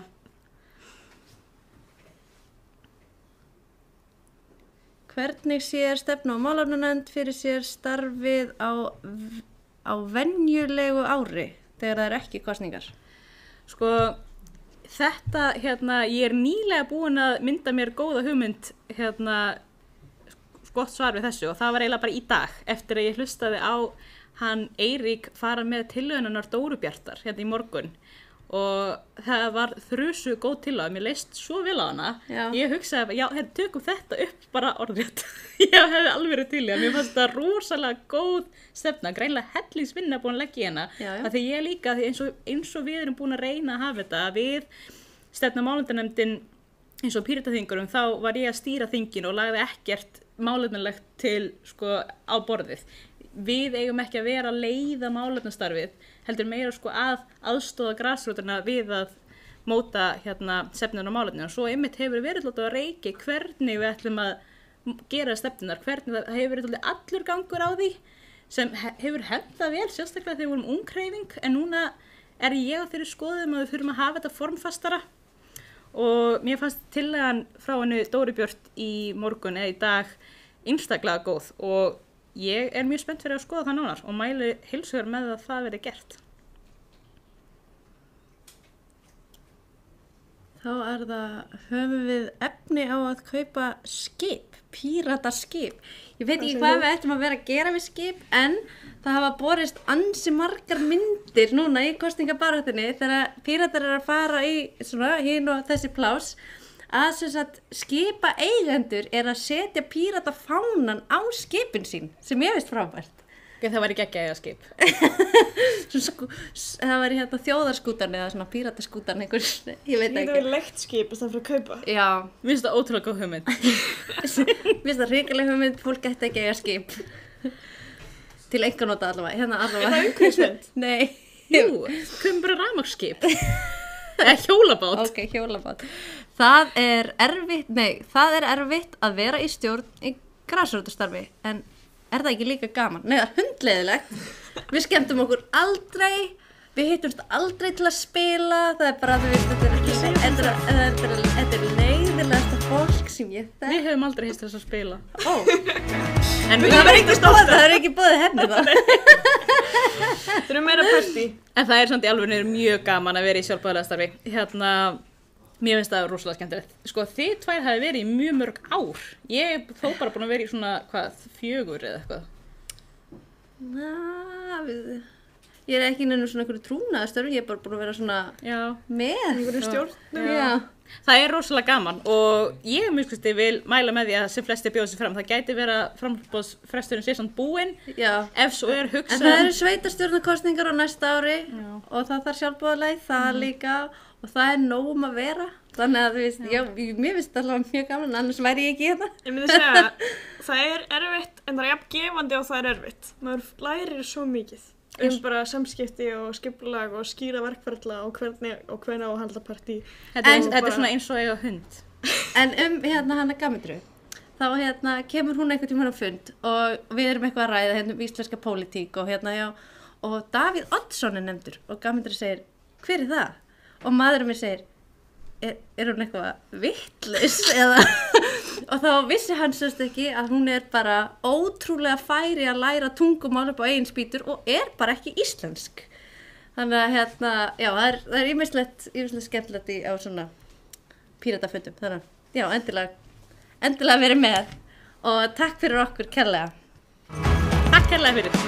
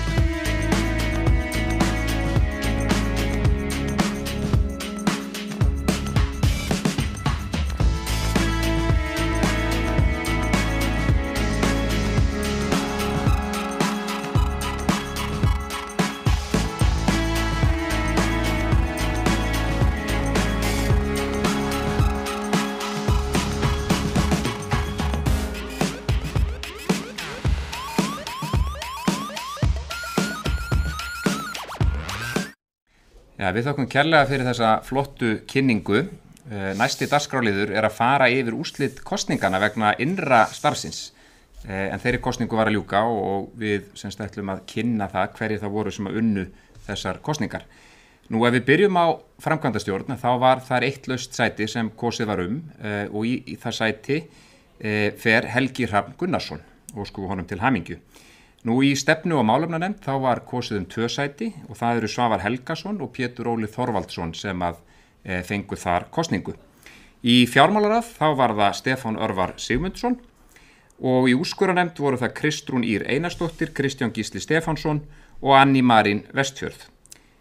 Kjörstjórn Halldór Haraldsson og skoðunarmenn reikninga Halldór Haraldsson sömuleiðis og óskum við þeim öllum kærlega til hamingju með kosningu. Það ljóst að innrastarfið er í góðum málum næstu árin. Nú næsta dagskrá er ræða sem að oddviti okkar í Suður kjördæmi ætlar að halda, Álfheiður Einarsdóttir, og býði hana hjartanlega velkomna.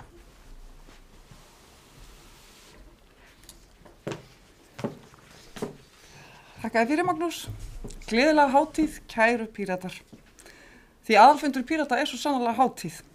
Uppgjör, uppskeruhátíð, en leið nýtt upphaf. Hann minnir okkur á þann fjölda Pírata sem starfar allan ársins hring að hugsjónum okkar á málefnum. Inn á þingi, í borginni, í Kópavogi, hér í Tortuga, en ekki síst öfluga grasrótin í aðildarfélögum okkar allt í kringum landið. Hann minnir okkur einnig á árangurinn. Til hvers við erum að þessu. Og þvílíkur árangur og þvílíkur hópur af fólki. Kjörnir fulltrúar, starfsfólk, sjálfboðaliðar, valin manneskja í hverju rúmi. Gefum okkur klapp á bakið fyrir velunni störf. Þökkum þeim sem nú hverfa úr embættum ráða og stjórna og bjóðum þessa glæsilega nýju fulltrúa velkomna til starfa. Við Píratar ljúkum þessari hátíð með gott veganesti. Við tölum til fólks af heiðarleika og hugrekki. Við ávarpum raunverulegar áhyggjur fólks. Við ástundum stjórnmál 21. aldar. Við erum með nútíma lausnir fyrir nútíma samfélag. Við neitum að sitja föst í frændhygglis og sérhagsmunabandalagi 20. aldarinnar. Við neitum að sitja föst í hugmyndafræðilegum kreddum. Við erum upplýst og viljum keyra á nauðsynlegar kerfisbreytingar til hagsbóta fyrir allt fólk og framtíðina. Ný stjórnarskrá, breytt hagkerfi, raunhæf loftslagshugsun, sjálfbær og sanngjörn auðlindastjórnun. Gjörbreyttir atvinnuhættir 21. aldarinnar í sátt og samlyndi við fólk og náttúru. Ekki síst róttækar breytingar í sjávarútvegi. Við viljum samfélag þar sem allir njóta grunninnviða og grunnþjónustu burtséð frá efnahag og búsetu. Við viljum samfélag sem hugar vel að okkar minnstu bræðrum og systrum. Mannréttindi, mannvirðing, borgararéttindi, frelsi og alþjóðasamvinna í heiðri höfð. Burt með samþjöppun á öllum sviðum, samþjöppun valds, samþjöppun auðs og samþjöppun fyrirtækja skapar einsleitni, ofurvald, ofurauð og hendar hvorki fólki nýja samfélagi. Píratar vilja þess í stað fjölbreytni, valddreifingu, raunverulegt lýðræði og frelsi. Göngum stolt frá þessari hátíð okkar. Föllumst í faðma og fögnum, þó við séum á fjarfundi en ekki á Fellsströnd. Göngum saman út í íslenska síðsumarið, brött til kosninga. Berum höfuðið hátt, höldum hugsjónum okkar á lofti, berjum okkur á brjóst og komum í veg fyrir 4 ár í viðbót af kyrstuðu. Komum í veg fyrir 4 ár í viðbót af úreldri hugsun, óvönduðum vinnubrögðum og fyrirhyggjuleysi.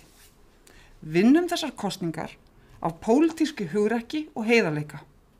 Vinnum þessar kosningar fyrir fólkið okkar og framtíðina. Takk fyrir.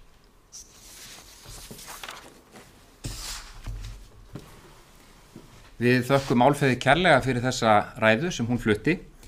Nú, aðalfundur senn á enda og ég vil þakka öllum þeim sem tóku þátt í þessum fundi og ekki síður öllu því starfsfólki og þeim sjálfboðaliðum sem komið að skipulagningu þessa fundar. Nú, þessi fundur margt sögulegur eins og komið var inn á í gær en þetta 10. aðalfundurinn sem haldinn ef við teljum með stoppfundin sem haldinn var á haustmánuðum 2012. En þetta líka mikilvægur fundur vegna þess að þegar við ljúkum þessum fundi hér í dag þá rétt rúmur mánuður í kosningar. Og það von okkar sem stóðum að þessum fundi að sá kraftur sem við höfum upplifað í dag og í gær, hann muni skila sér inn í þá kosningabaráttu sem framundan og að okkur takist þannig á framúrskarandi árangri þegar kosið verður 25. september, fjölgum þingmönnum okkar, komumst í ríkisstjórn og umbreytum íslensku samfélagi til hins betra. Nú, við þráum ekki völd valdana vegna, við viljum fá völdin til þess að geta nýtt þau til þess að stuðla þeirri samfélagsumbreytingu sem þörf á. Nú, við getum verið stolt af störfum okkar í hreyfingunni á þeim 10 árum sem þessi hreyfing hefur starfað og við getum líka verið stolt af þeirri djörfu kosningastefnu sem nú hefur verið lögð fram. Það auðvitað ansi bagalegt að þjóðin skuli ekki enn vera búin að fá þá stjórnarskrá sem að hún búin að kjósa Það bagalegt að það sé ekki búið að stokka upp í fiskveiðistjórnarkerfinu. Það bagalegt að efnahagsmálin skuli ekki tekið fastari tökum og að hagvöxtur sé ekki eini mælikvarðin. Það þarf öflugar spillingarvarnir og við þurfum að gera sýn okkar að velsældarsamfélaginu að veruleika. Þar skiptir máli, einn hluti af velsældarsamfélaginu að taka betur á móti fólki á flótta. Og það eitthvað sem við leggjum mikla áherslu á. Nú, ég þakka ykkur fyrir góðan fund, sjáumst hress í kosningabaráttunni og saman getum við stuðlað að píratískri umbreytingu samfélagsins. Fundi slitið.